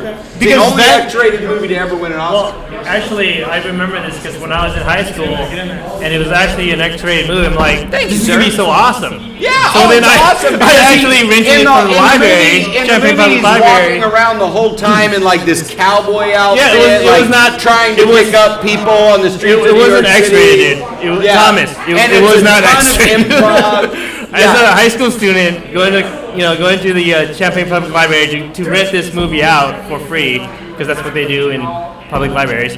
I was extremely disappointed, and I didn't get my money's worth, which was exactly zero. Well, when you first see it, it's kind of it was like confusing. Right. it was like a movie's based in the '60s, so obviously in the '60s it was like X-rated. But So when you say it wasn't X-rated, describe what means not X-rated to you. dude, there was very as a high school student, as a high school student, there was very little nudity. So like I was expecting like a lot of nudity as a high school student, No nudity. The reason it was as a typical high school guy. I was like, I'm gonna rent this, and it's gonna be so cool, and it's X-rated, and like we're gonna see some movies, you know, like The reason it was X-rated No, we did was not, so- thematic. It was thematically like shocking, like. So there was a time at UW-Madison where I went to school where the social science building was actually used to screen pornographic films on weekends. A theater at UW-Madison, they showed pornographic films every Friday and Saturday night, and that trend seems to have gone away. Could be the internet. Well, to be completely honest, it's probably the most viewed type of movie there is, and there's conventions, there's plot development. I mean, we all are familiar with the genre, and it's like this secret genre that nobody can review or talk about publicly, even though we've all seen it. David Foster Wallace has a good article/book on going to the. But the great thing about Midnight Cowboy is in the 60s, at the end of the 60s, he's walking around New York City in this cowboy outfit, trying to pick up people, basically just having gay sex when nobody can talk about that. And it's this deconstruction of the cowboy narrative. Because up till then, it's all like Bonanza. Cowboys rode horses and shotguns. Right, and like they were this cool. masculine presentation of cowboys, and then there's this like 2.5 hour long movie of a cowboy in New York City that just deflates that whole narrative. And I think the reason it got its rating is that mainstream Americans could not accept that's what big cities were really like. when we all know that's what big cities are really like. You know what I mean? That's all of our lives. Yeah, I mean, God, you walk around the city, and the city is a freak show, right? The city is a complete freak show. Come on. Maybe I have my Estes Jeff today. Exactly. Hey guys.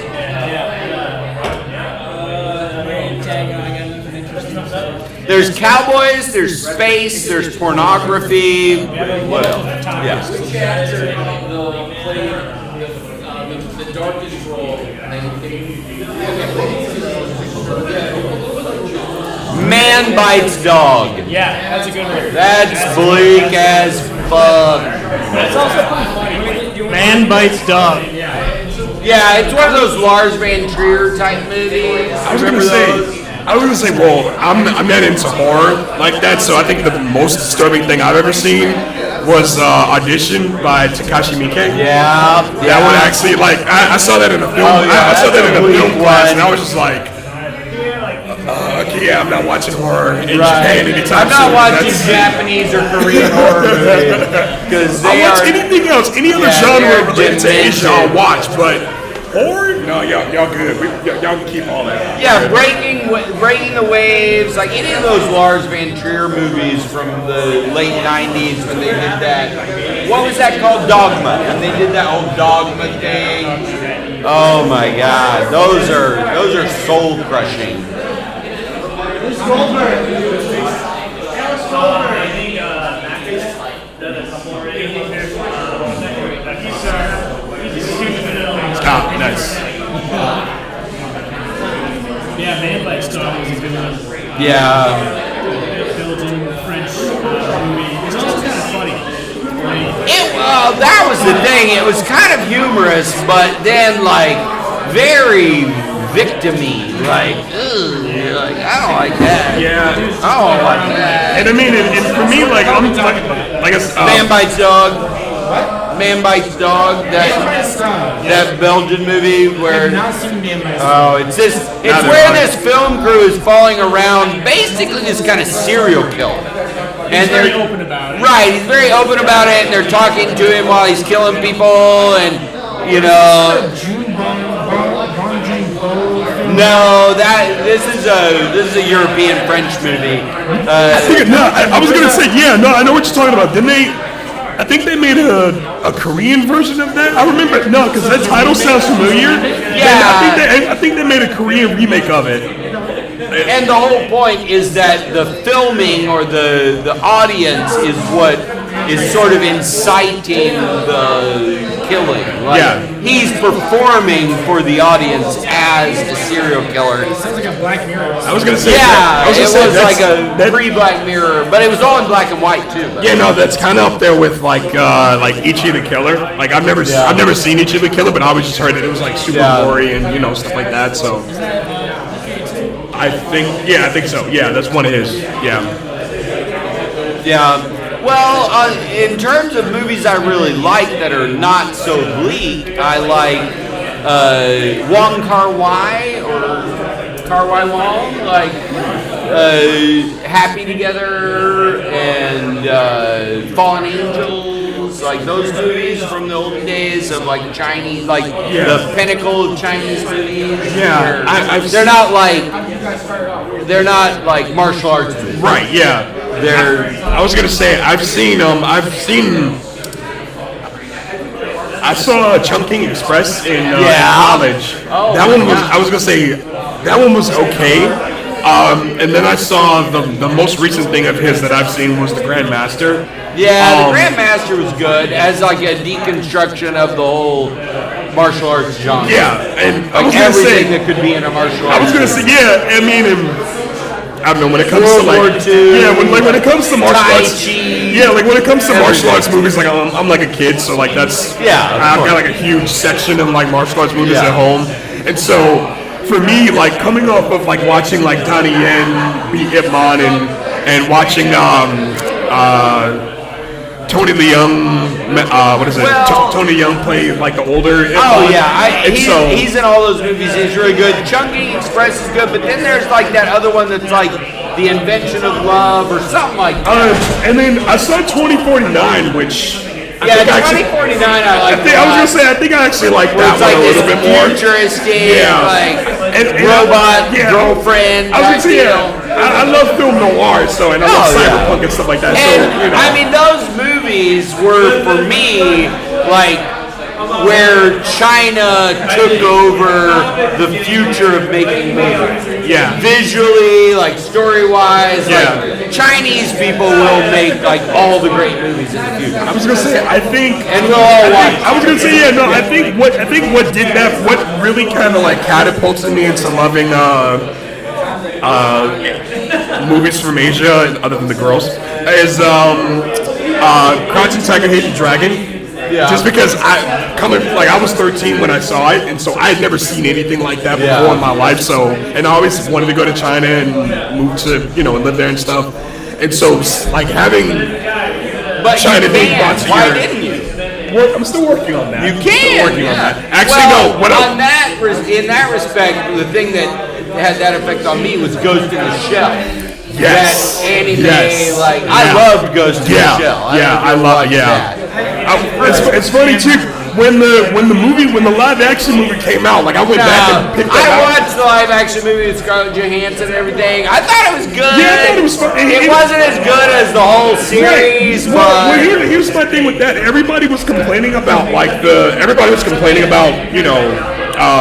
Scarlett Johansson and how the movie wasn't like beat for beat remake of the anime, but I'm like, you couldn't, because visually you could not recreate that. And not even just that. I was gonna say, if you want something that's as dense as that, the first Matrix movie pretty much does that. Well, the first Matrix movie is like a condensation of the overall concept. Right, yeah. But you're not gonna get like 13 episodes Right, of all yeah, development of all the yeah. different. Yeah, I mean, if you're into like retro cartoons, basically that like expand your mind, Ghost in the Shell. Yeah, you can't go wrong with Ghost in Comes the Shell. out of like this whole world that they've never been able to recreate something like that. Yeah. And I think it was originally like a comic book. Like It was a real comic. manga. Yeah, Manga, like yeah. legit turn the pages type stuff. Yeah. So I'm curious, where do you guys see that stuff going now?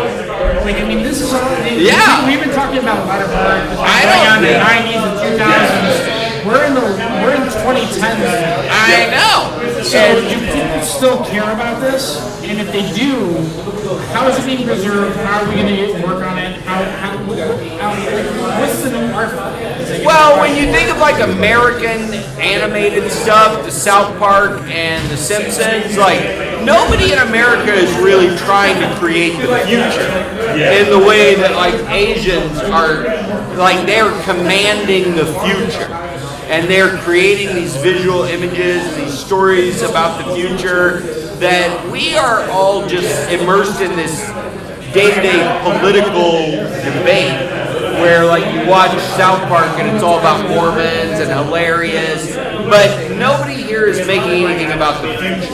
Yeah. Also, like animation techniques are just like everyone wants to like cut costs, so Yeah. like a program, like just really like corner cutting animation style. Like, Yeah. Nothing's as robust as it was like 10 or 20 years ago. Yeah. And actually, I think to go along with that, I think filmmaking in terms of America, I feel like it's kind of at a stagnant pace. Like every now and then you'll get something that visually moves you, like a Blade Runner 2049 or something that Alfonso Cuarón will direct or something like that. But then with Asia, they're always doing something, and I think with them it's more, they're not trying to stick to one thing. And I think with America every year we got like a Marvel movie. Every year we've got like an action movie or something like that. And, revenue generating, right. And if we put the Hulk in it, we put Thor in it, we put Spider-Man in it, and we have them all fight this big battle. And I think because there's been such a focus on we need to make money, we need to put butts in the seats, the soul in creating something new from here. Yeah, that's kind of. I can't see a movie studio investing like $500 million in developing Ghost in the Shell over 10 years. Yeah. So the problem is with that, though, is like, how do you influence the culture? How do you get the culture to if it's not being connected to everyone? Well, I think it comes down to like real people, like you guys with the movie meetup and stuff. Like the olden days, how people would make zines and make like animated things. You just have to like not have a money motive and just make these stories that people like. Exactly. And as you do that, now that you have YouTube and like distribution channels where you're not so money motivated, you can start to make content that people are interested in. I was gonna say to piggyback off of that,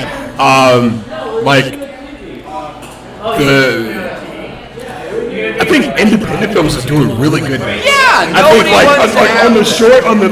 you could watch like a short film based off of like a video game, right? And you'd be blown away because you can tell that there's heart and there's passion behind it. Nobody really wants to be a big part of that like corporate like movie industry stuff. People want to make stories, but they don't have a way to distribute it, and that's what YouTube is. Yeah. Like you can make a movie if you're willing to do the animation and do the story and everything, and if you're willing to put it online, you will get an audience. Yeah. So what's something you guys have seen lately on YouTube that's been inspiring? I like Liza Koshy. Like, I don't know if you guys ever watched Liza Koshy.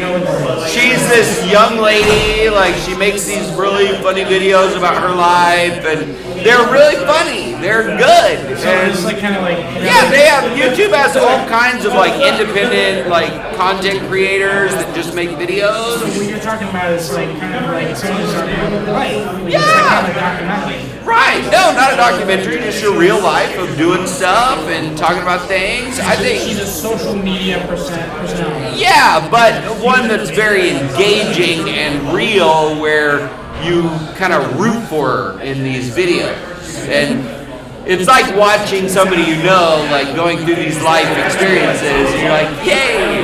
That's totally cool.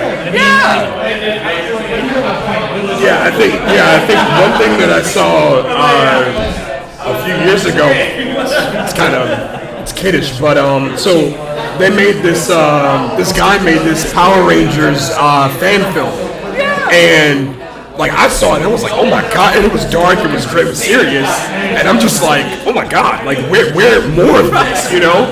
And it got to the point where like the original creators like they started talking about it and all this, and they actually shut it down just because like they started cursing and all this other kind of stuff, and they shut it down for branding reasons, to save their brand. And even like one of the guys that was originally part of like the show, he was like, I'd love to do it, but you know, but to the do it cursing and reality stuff is, like that. if But you're willing to do the work and create the content, and make it, you will attract an audience, because most people will just talk about it, most people will have ideas, but when you see somebody who's really invested in doing the work and creating the content, it will attract people to watch. And that's the main thing I would say, is you just have to commit yourself to doing the work. I'm worried about that, to be honest. I mean, I know what you mean. Like, I mean, there's a good work ethic thing you're talking about. I just feel like the internet is so saturated right now.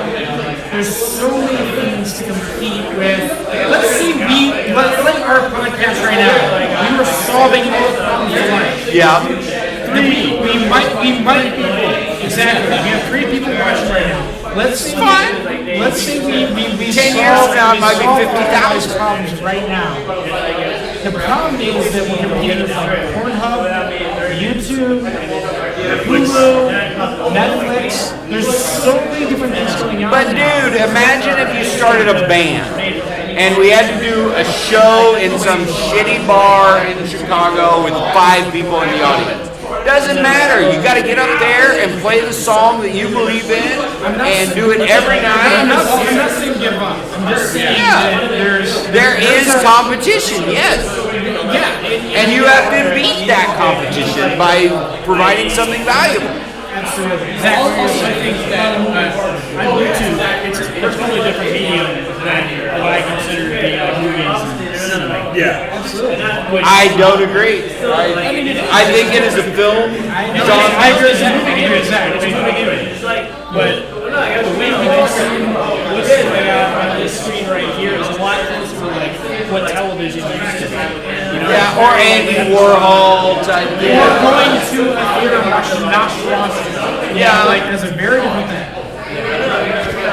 Well, but back then, Who's ever watched this now has their phone and their computer out at the same time? probably. And they're probably doing 4 different things at the same But time. you're not going into a dark room to like sit for like 2 hours. But when you say that with like the Nosferatu or like that kind of environment, what they were dealing with was that medium was super expensive to produce. I mean, to be able to make a 2-hour-long movie on film with editors and everything like that would have been an astronomically expensive thing to do. So they had to invest a lot more in this structured storytelling methodology that made it interesting. Whereas now it's very easy to produce the video content, and so we have more flexibility to really express what we would actually say. And to Zach's point, I think what we're talking about is we're talking about creating content, not necessarily films. I mean, we're really just But talking films were a way of interpreting the content in the constraint of that financial burden. I can is go. what I'm saying. I can go along with you, and I can say that like films might be a highfalutin term for content. I mean, why wouldn't you say that about theater in that case? Like, why would you have Shakespearean theater when you could just have YouTube? Have you guys seen Transformers the last night? We did! We saw it! I like the fact that this computer might be a Transformer! I was gonna say, no, I saw that movie on the computer, and I never watch movies on the computer unless they're terrible. And yeah, that was. I was gonna say that was a chore to get through. Of this time that we live That was a in. chore to get through. What if we're living in virtual reality and these are all robots? That movie was We a don't even know. that movie was a chore to get through. I'd rather do homework. Yes, I'd rather do homework. At least I get knowledge. What we'd like you all to do is Snapchat us $15 or send us your panties. Thank you. Do they have to express mail that? They can. They can express it, or they can just email it. You know, that's fine. Either way. Fair enough. That movie was a chore to get through. Oh, I'm sorry. Like- it was Optimus Prime. Who's the guy who voices Optimus Yeah, Prime? what Peter happened Cullen. with Optimus Prime? He like went, and what a narrative arc. That was. Yeah. Welcome everyone. Yes. Hello.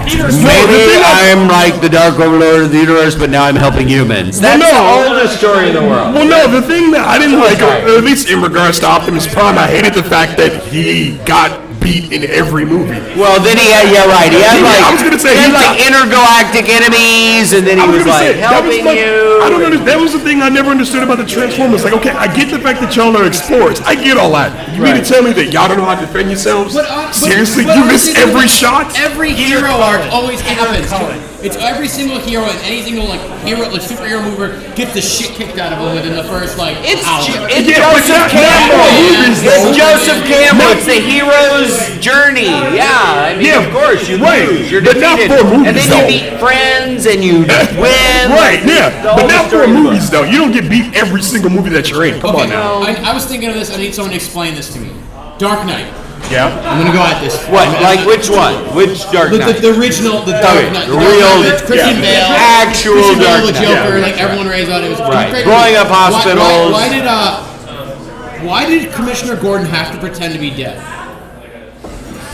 Very good question. Like what was the whole thing? What was the whole point of him pretending to be dead besides fucking with his family? I think Because knowledge is power.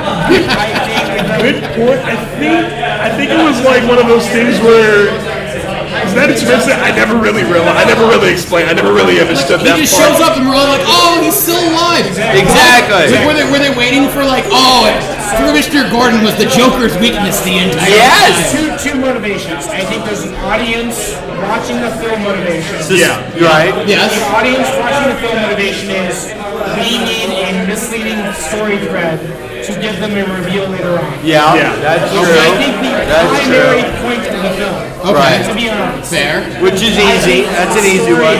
Justification for it is that I am going to be a covert non-target so that I can let other targets become more available and make my family protected so that I can come back and protect whoever they need. So I get it. You need to have a guy who's who's making sure that he's not known, so none of the family or anyone gets injured.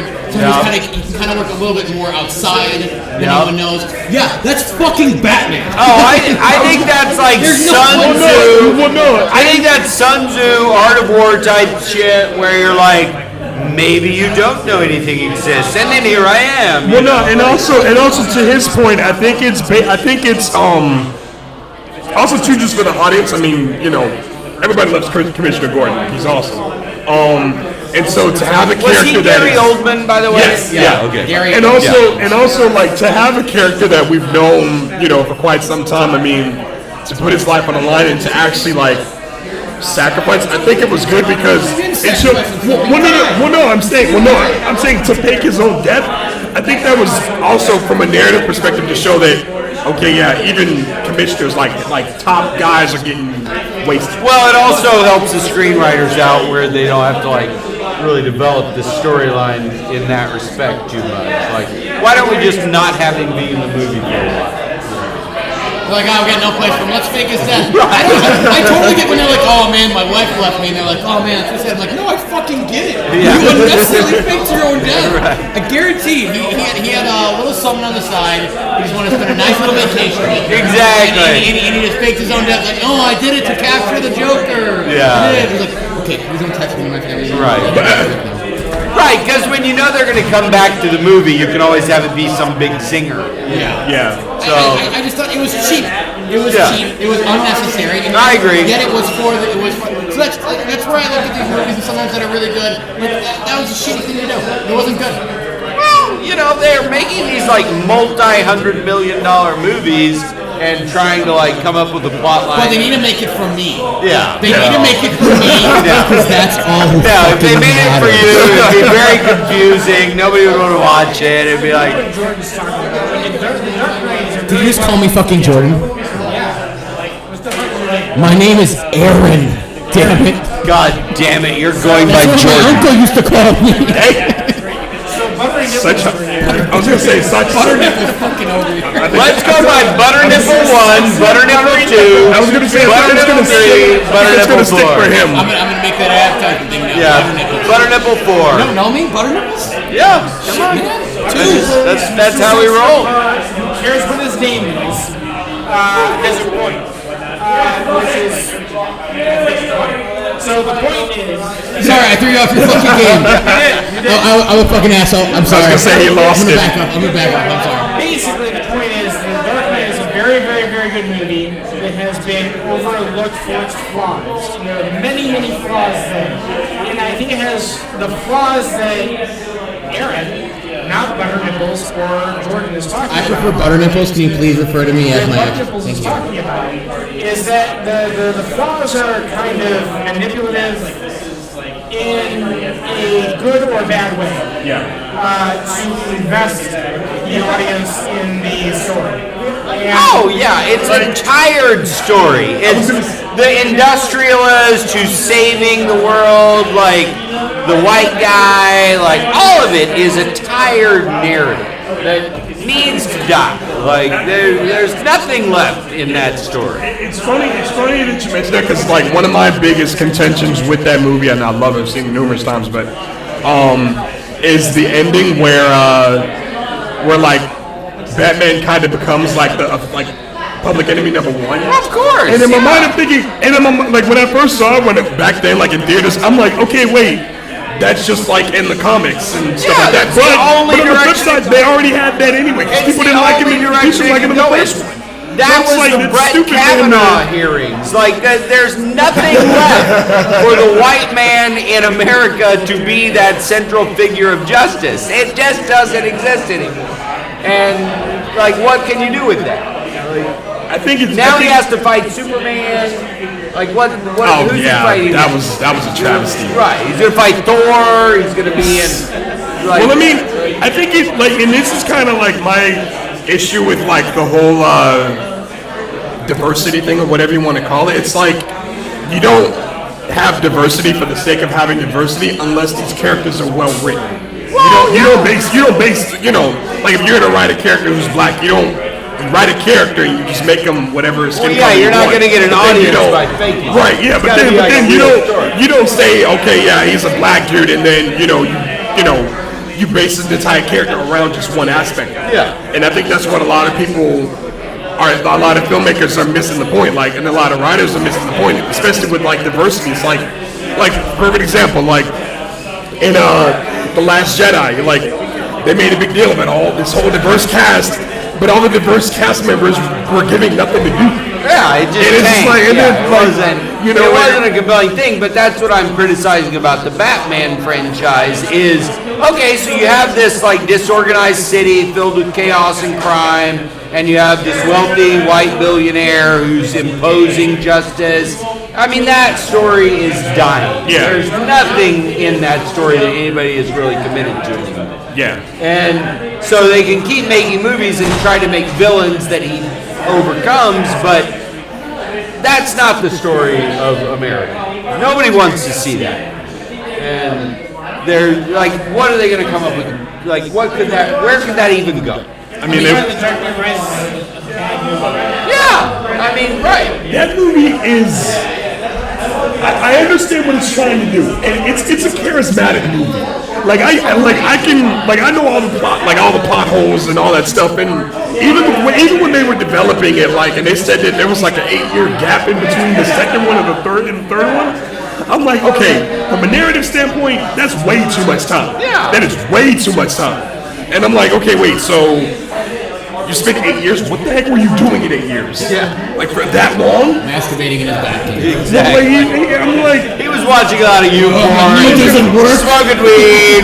I was gonna say, like, for 8 years, bro. Like, okay, I They get you pulled it lost. together and I started get you working lost out. Rachel Dawson, all that jazz, and I was just Right, like, because yeah. we all that character has collapsed. There's just nothing more to say about that character in any movie. Like it could be Superman, it could be Spider-Man, it could be Thor. Like that character, we get it, we've seen it, and the narrative arc is done. That central character of the white man establishing justice in a world of chaos. So why does it keep making money? Well, I don't know.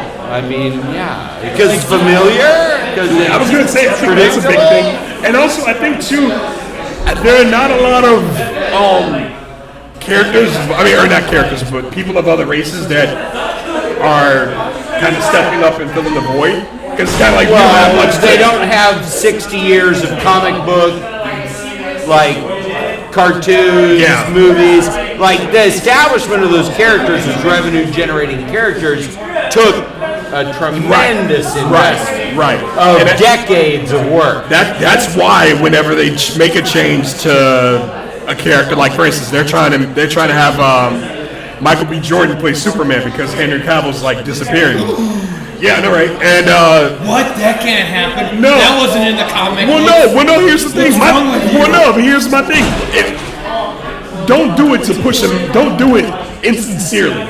If you're gonna make don't think you're gonna do it right overnight because like Charlie Chaplin to Christian Bale is a 100-year project of establishing this narrative of a certain type of character confronting adversity and overcoming it. Charlie Chaplin's a beautiful Batman. Right, you're not gonna do that like with one Black Panther movie and now suddenly, hey, the world's better now. Yeah, the world's better. We solved that problem. I was gonna say Black Panther was a bit overrated in my opinion.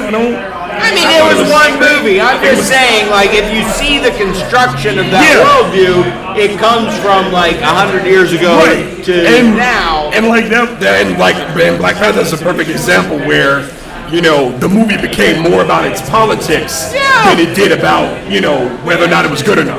Well, that was my issue with Black Panther. And that's my thing. That was my thing about diversity. You don't have a diverse. write good characters. That goes for black. That goes for female. Anything else. And do it in the long term. You're not just gonna upend this whole worldview. Right. Yeah. 2 movies. It's gonna take like a long slog through, Paul Newman type characters, like all through the whole narrative gamut of establishing this type of world and getting people to buy into it and watch these movies and adopt this worldview, And that's what Hollywood did with the 20th century cinema. Yeah. Which was, I think, what made Hollywood effective back then was juxtaposing Hollywood cinema with Soviet cinema and communism. And we need something like that now. Like, it can't just be trying to make another Marvel comic movie. Yeah. It's got to be some great historical battle that we all are invested in, and we want to see these characters win. Don't you think? Yeah, I think. Well, I got my own qualms of communism, but I do get what you're saying. I'm just saying that motivated. We want another Rocky movie where he fights a Russian. Exactly. I mean, that worked. Well, I was gonna say. But it worked in the 50s when they would have like movies where they're like courtroom dramas of like we're standing up for the little guy and like Hunter Rider. Yeah, I know exactly. Totally. I mean, but Hollywood has been a propaganda machine for like 500 years or however long they've been making movies. That's true. And that's not going to change with 1 or 2 like diversity films. Right, like, that's going to be a whole new propaganda industry that will take 100 years to establish itself. But kids who live in like 2150, those movies will be awesome. Yeah. I just read someone comment, Indian movies are hard, good luck. I thought they were talking about Indiana Jones movies for a second. Indiana Jones movies were awful because he shot Arabs, and that was wrong. You attacked my childhood.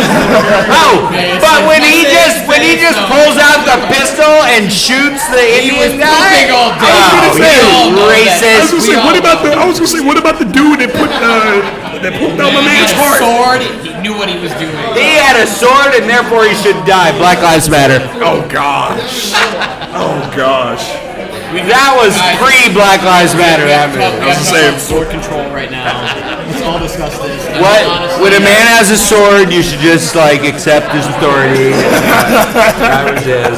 Like, you can only fight him if you have another sword. That's I think what was it? I just want you to know this is all wrong. I was gonna say, actually, could we bring back fencing? Could that be a thing? Like, I mean, I feel like that would help at least some of the issues here, like in the city. Like, get rid of the guns, replace them with someone just coming up with a big bastard sword. Right, yeah. That'd be awesome. Then it's gonna be like Dynasty Warriors. That'd be awesome if we could all just walk around with scimitars. Oh My gosh. buddy had a really good bit. He was a comedian who did this, and he mentioned the idea, like, he was thinking about getting it, like, him and his roommates were thinking about, like, the place has been broken into a lot and everything. They're getting worried. They're like, should we get a gun? And they're like, fuck no. No. We're a bunch of college kids. We get drunk all the time. We'll play with that gun and we'll get fucking each other killed. Yeah. So he was like, the one kid, like, suggested, let's get a sword. And they started playing around the idea. Sword. Wait, actually, there's 3 possibilities that are going to happen, and all are terrible. Ranking in this. Number 1, you pull out a sword, the guy has nothing. What, are you going to fucking kill a guy with a sword? No, you're going to feel like a real asshole if you stab somebody. So the second one... That's not going to make you feel good. The second one that's worse is you pull out a sword, guy pulls out a gun, okay, you're fucking dead. The worst one, though, is you pull out the sword, that guy who breaks out in your house pulls out another sword. If that guy breaks into a house with a fucking sword... Now you're in a sword fight. Now you're like... Now you're knee-deep in a sword fight over a stereo. That's a terrible... You're like, oh, get out of here, and he just pulls out a katana, you're like, oh, I'm fucked. I think we might have just thought of your guys' next movie, actually. Just 2 guys with swords. 2 guys. Actually, yeah. I just broke into your house and we both have swords. What the fuck? What do you have? That was unexpected. But here's the thing, though. I feel like the choreography would be amazing. It would be. I feel like the choreography would be just immaculate. It's more along the lines of Aaron's like punchline, which is like some blue collar guy. Wait, I thought his name was Ricardo. No, it's Butternipples. You're back to Butternipples and Aaron? Like, I think we just need to learn each other's names. No, I like this persona of Butter Nipples. I feel extremely marginalized by our use of names. Would you want to be Butter Nipples as well? Guy on left, Butter Nipples. Man number 3. And number 3. I'm clearly number 1. I'm clearly number 1. Man number 4. Yeah, that's how it always turns out. Number 1. I'm the man from nowhere. So number 3 had a point about. I feel like I'm on the dating game. You're not on Man number 3. You're not. Do you enjoy swords and butter nipples? You're not a member of the union. You're not a member of the union, so you don't get to be named. Man number 3. I'm sorry, I keep interrupting you, man number 1. So number 3 had a very interesting point about this being like a satirical like confrontation of like two like sword fighters, and that's where I got your thing. You know, that's where it needs to be funny. Like you have the other sword fighter come out. Of course, because it's totally unexpected in the modern world that you would break into somebody's apartment and both people would have swords. It's a motherfucker. Well, there's that Harvey Keitel movie where they're sword fighting. I can't remember what that was. Oh, Jet Li's the one. Sorry. Yeah, Jet Li's the one. You're right. Where they're all like in time, like consolidating.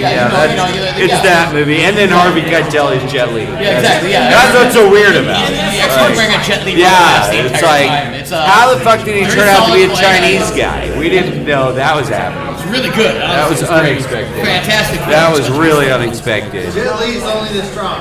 Yeah. Only the strong. Unusual that he's actually Harvey Keitel. I didn't know the entire time. That's what I learned. Jet Li. That's what I learned from watching TMZ. So. Jet Li and Pulp Fiction. That's what I'm going to wait. That's my favorite movie. What did TMZ teach us about Jet Li and Pulp Fiction? Just that he's Harvey Keitel. And he visited the. I was gonna say he's the White lawyer. House with Kanye West. What is the most mediocre movie you guys can think of? Oh God, they're all mediocre. I've got Anything with Brendan Fraser. Like yeah, of course, yeah. The Mummy, anything The Mummy. No, like 99% of movies suck. Like forgettable movie I've seen, and Well, you can't. How could you possibly remember that? Yeah, it's like by definition a movie you don't remember. Most forgettable. See, there we go. It's great. Just Another Girl on the IRC. How about that one? I remember See, this from everybody my forgot it? childhood, Passenger 57. Is that the movie where they crash the plane and it's 9/11 and there's really Arabs and it's that kind of stuff? Passenger 57 is one of those generic Die Hard rip-offs. Yeah. Oh, Yeah, I know. They came out in the mid-90s.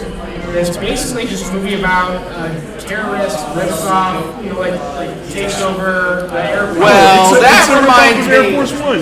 Yeah, Air Force It's a One. rip-off of Air Force One. Yeah, Air Force One. I have not forgotten about Air Force One. Well, yeah, and also all those Liam Neeson movies where his daughter keeps getting kidnapped, and you're like, yeah. how the fuck is your daughter getting kidnapped all the time? And why did it take her? Right, you're the worst father of all I time. was gonna say, no, that's always the thing. It's like, why did they pick her? Like, there's nothing remarkable about Yeah, her. Like, it's she absurd. needs to go to art school and stop playing. Like, go to California. No one's gonna Get a mess with job. you. Yeah, running off to Greece. You know it fucking Right. happened. You're gonna get kidnapped by like gang rapists. Like this is a terrible idea. Don't go on vacation. Yeah, how does she not know if you're flying? Like, or not even that. How did she not know how, like, some type of martial arts? If And you how would did they think make 3 of these movies?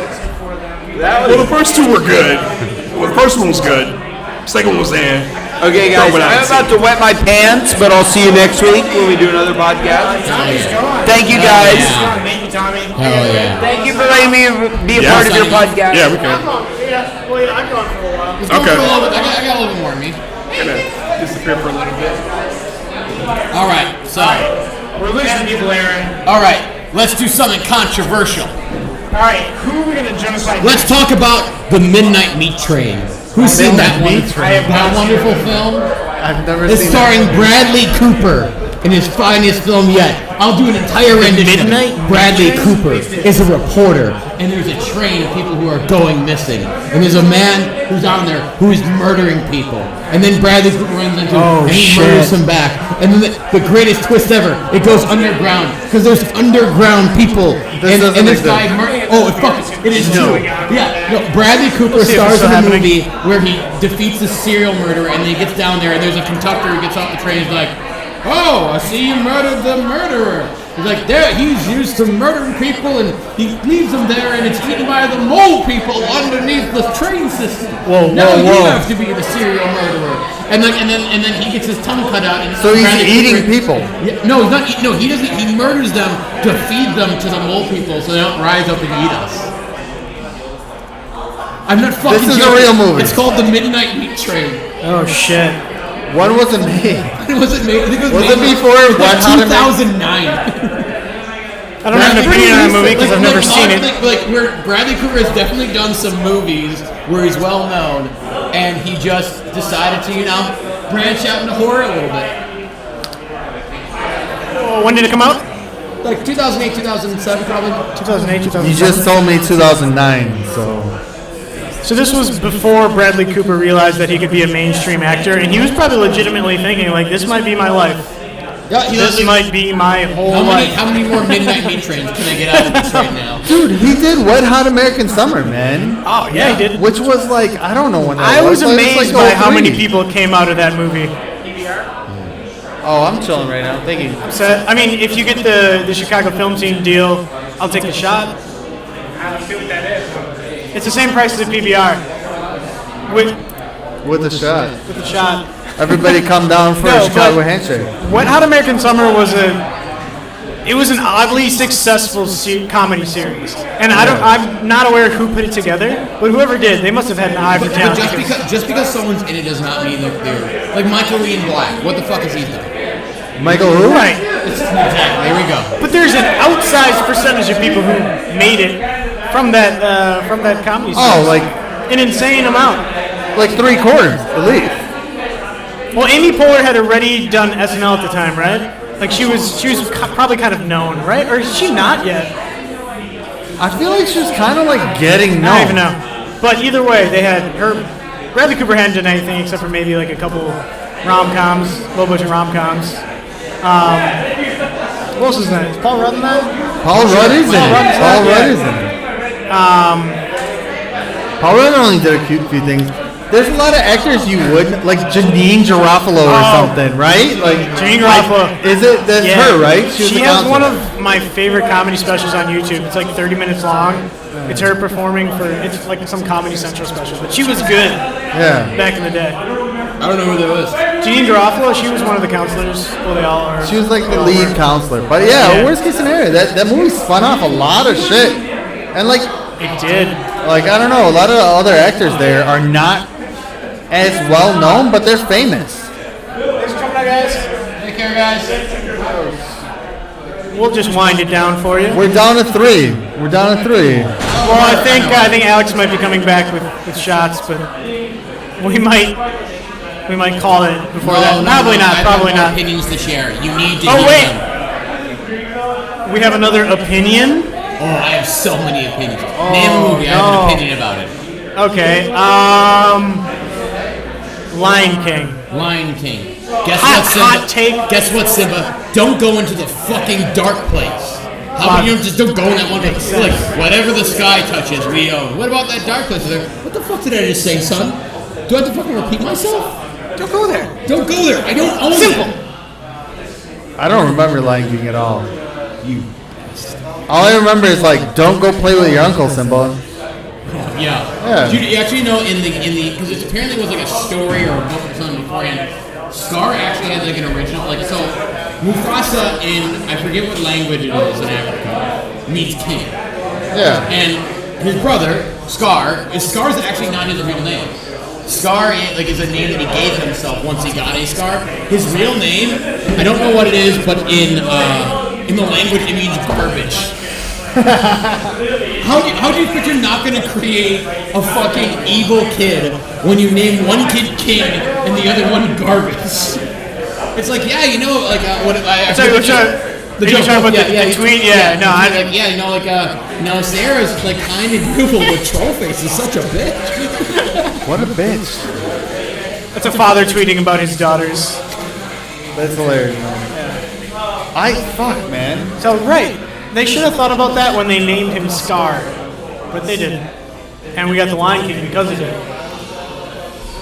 With hyena Nazis. Hyena Nazis. We all wanted hyena Nazis. We all did. Is that your favorite childhood movie? No, my favorite childhood movie is definitely. What is my favorite childhood movie? Three Ninjas Kick Back. Oh hell yeah! With fucking Hulk Hogan. Was it? There was one. No, it was with Jet Li, bro. Oh, with Jet Li. Your raspberry bomb. What the fuck? A raspberry bomb? Raspberry bomb. All right. Wait, you got yours? I will when the two more come. Oh, I'm feeling tipsy, fella. Chicago film scene is living up to its name. Where did these raspberry bombs come from? I have no idea. I need to go to bed Raspberry tonight. bomb theory. So I don't know what the fuck we were talking about, so cheers to that. Cheers for that. Oh, we're talking about free news. We're talking about Rocky, Colt, and Tum Tum. Yeah, I want to talk about. Cheers to all those things. And let's drink this shit, whatever the fuck it is.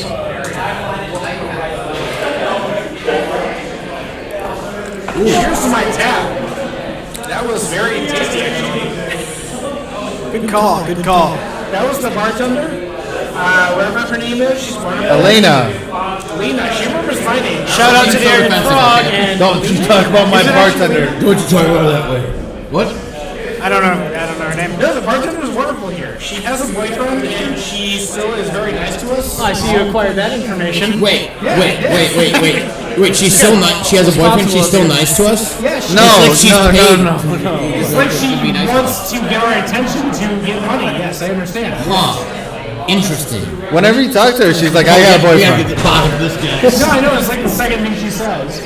It's like, stop flirting with me. I have somebody who likes having sex with me already. No, she's Yeah, super cool. she said that thing where she's like, yeah, she said that. Stop following me to my car. Like, it's annoying. It's really creepy. Like when you wait for her after the bar closes, she gets a little weird. Saying it, but why get a taser? Like, it's kind of weird. Oh shit! I was waiting for my Uber. Can you just take me home? And then she threw rocks at me until I went away. See, that seems like overstepping your bounds as a bartender. But yeah, I mean, honestly, please. Oh yeah, lean me closer. Lean me closer. A lot of unpopular opinions in the Chicago film scene. Jesus Christ. But that's fine because we only have 2 viewers. Which means probably our 2. There's probably Yeah, Two right now. viewers, what do you want to see happen next? What are we going to talk about? Well, I wonder if Steve Reddington's still with us. He was with us earlier. Steve Reddington has long since went to bed. Steve Reddington, I thank you for your support. I really Appreciate it. support. Appreciate it. And I wish you were still here. I'm thinking. Y'all do. Wherever you are. Probably somewhere in the middle of the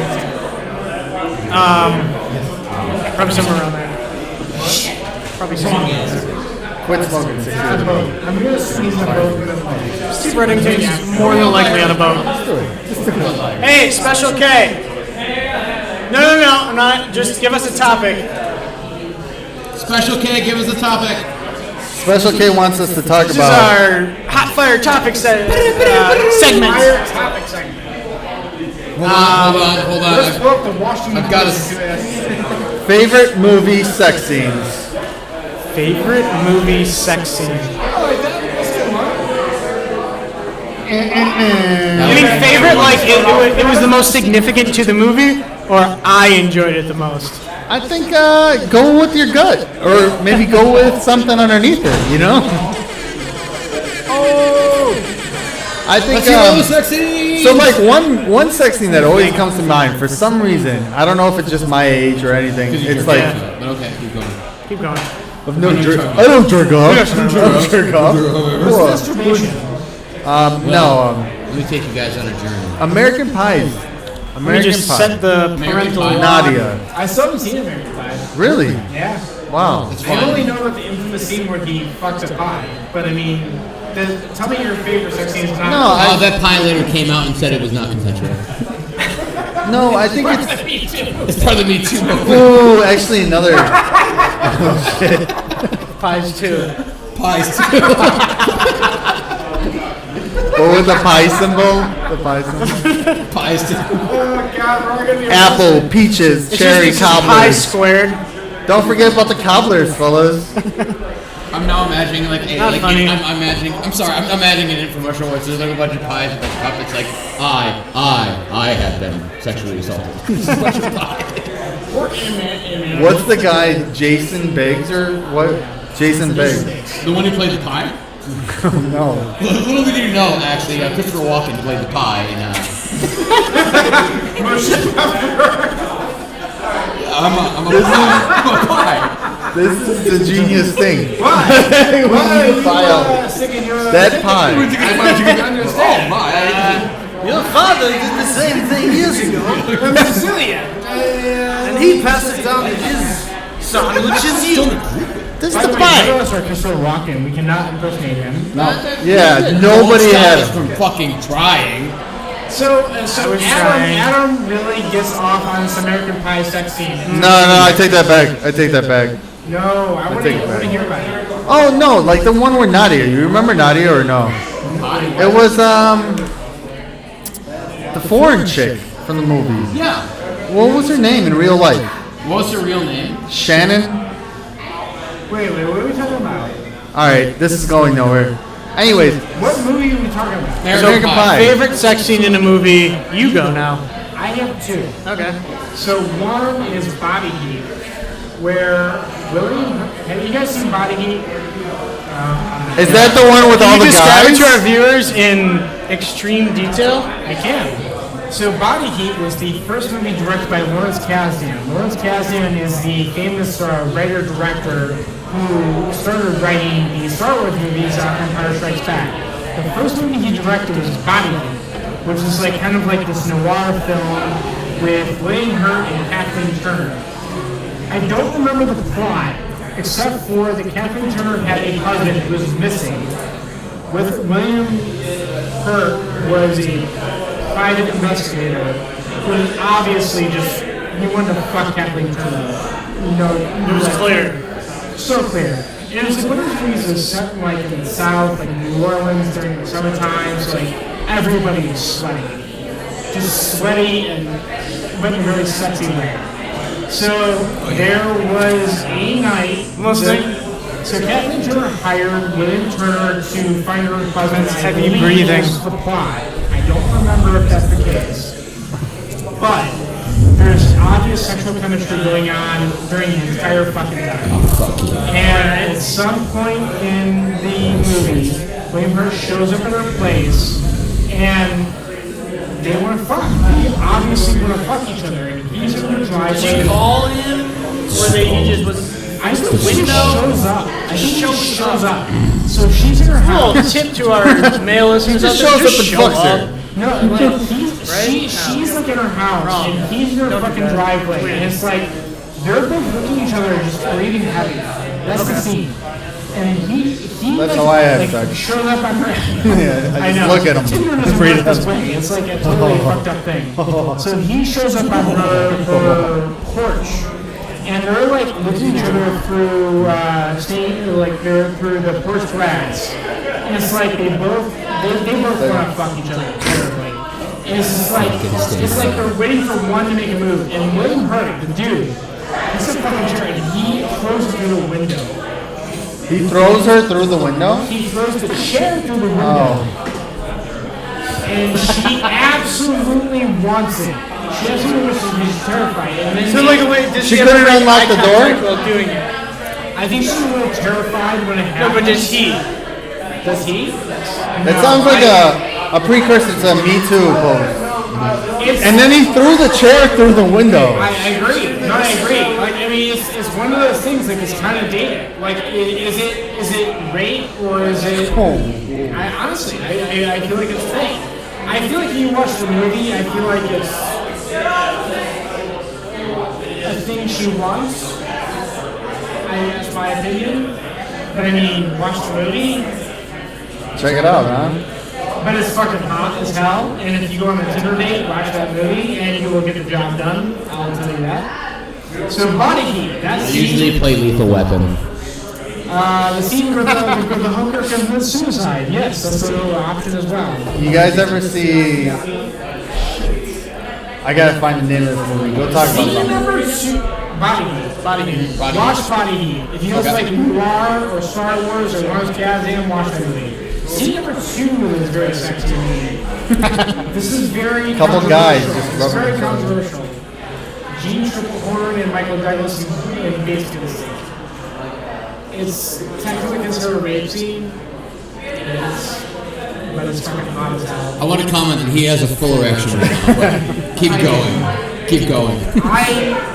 It's hard to see, but we can tell. Oh, we can tell. My hard-on is... He also has a rape fetish. Because Wilt's the only thing that's holding this table up right now, so keep going, please. But Gene Tripplehorn and Michael Douglas in Rape Basic Instinct. It's really good. It's really good. Gene Tripplehorn and Michael Douglas in Basic Instinct. Max, what is the best sex scene movie for you?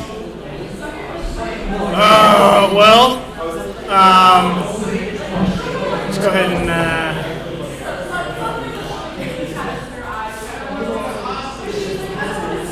I mean, the Black Swan's pretty good.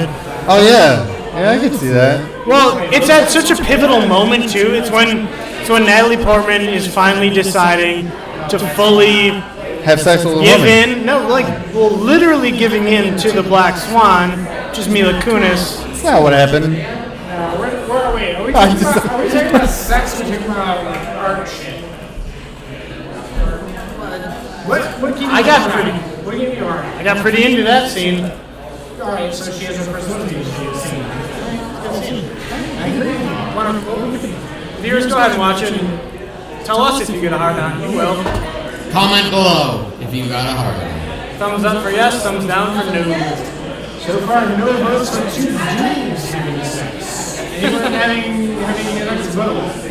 Hey, there might be some votes out there for some 2 dudes. There Couple are 2 bros. dudes still yet to vote. I will still say the Call Me By Your Name has very sexy scenes in it. Are they all with dude on dude or? I honestly heard that was a good movie. Like, I yeah. heard that too.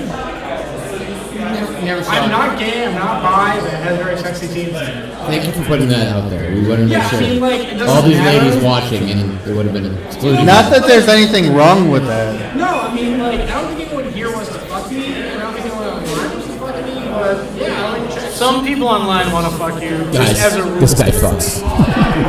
It puts the lotion on its skin. The people online want to fuck me, thank you, and be a woman and be hot. And that's it. Tonight we have Josh Hartnett on the board with us. So Adam thinks I look like Josh Hartnett. I think I have too much facial I think that Josh Hartnett looks like Josh Hartnett. So, favorite Josh Hartnett roles. Go. Favorite what? Josh Hartnett roles. Favorite Josh Hartnett role? Lucky number 11. Oh yeah, that's probably it. Lucky number 11. Lucky number 11 is probably the coolest. Sin City. He's like the sadistic doctor or serial killer in Sin City. Supporting role, but he's really good. Lucky number, you'd like Lucky number 11. I probably would. It's got a solid. I enjoy the ending. I think it's fun. Yeah. The one movie that comes to mind is always 40 Days, 40 Nights, but I don't know if that's my favorite for him. You know what I mean? Like, With the vampires. no. Oh, the one where there's one where it's like literally. Hold on, fuck, I'm gonna prove this. Not to you. vampires. It's There's like a day. his girl breaks up with him or some shit. And he vows to like not like masturbate for like 40 days, and then he falls in love with There's a this movie chick. that's called 30 Days of Nights. He does a movie where he's a Get character on in it. 30 Days of Nights, and it's about a town in Alaska that's being attacked by vampires. I know what you're talking about. Yeah, thank you. So I'm not fucking dumb with this. No, he does the whole what is it? All like the what's it called? Where the Catholics they don't do anything they like for Catholics? Lent, exactly. Lent. Hey, get some fucking Well, the Catholics don't do that shit that they like. do the You shit they know? like for a while. It's like, oh, Lent, that thing, yeah. Well, it is. You guys realize it. So yeah, there's the 40 days and 40 nights where he doesn't have sex for or does anything for 40 days or 40 I've nights. seen the movie. Yeah, it's I've watched Comedy Central too. And So Adam thinks I am John Carney. That's what Adam is saying. that's a good comparison. You have to grease your hair down more. You have to grease your hair down and get rid of your facial hair, or leave just the mustache playing. It looks like it needs. I'm just saying, you should play into it, man. Weigh in. If this was 2005, you could be doing really well. Yes. Really well. You guys, And internet, if you think I'm Josh Hartnett and you're attracted to Josh Hartnett, say your vagina is too having fun. You're pretty much talking to Special K. I know who Special K is. he's right over there. He's quite drunk at the bar, having a good time by the looks of it. Invite some people up. Should I go mingle with the regular crowd and ask them if they want to come to the podcast? I think you should. You totally should do that. That's exactly how this should end for the last hour. But that's gonna be really weird. We're a shitcast. Oh, is this a shitcast? Should we set it to private? I'm an example. Shitcast always is the best cast. It's not. Adam, I gotta tell you This honestly, isn't, that isn't. your name sounds like something that someone makes up. Like cover up. My name is Adam. Adam what? Adam. Name is Adamus. It's something that a soldier would say while reporting for battle in the 1300s to his tribe. Be like, who are you? Walking up to our tribe. Name's Adamus. Adamus. Where are you going? You're leaving? We're drunkenly ranting into a microphone right now, and it's a Wednesday, so. We'll probably sign off. I think it's a good time to call it quits. Ladies and gentlemen. You think it is or it isn't? I think it might be. I think so too. It's I love you, and you are lucky to see me. Ladies and gentlemen, here's to you, you have a good night. Enjoy it. You're drunk. We like that. I got it. Man. Oh, sorry. Hey,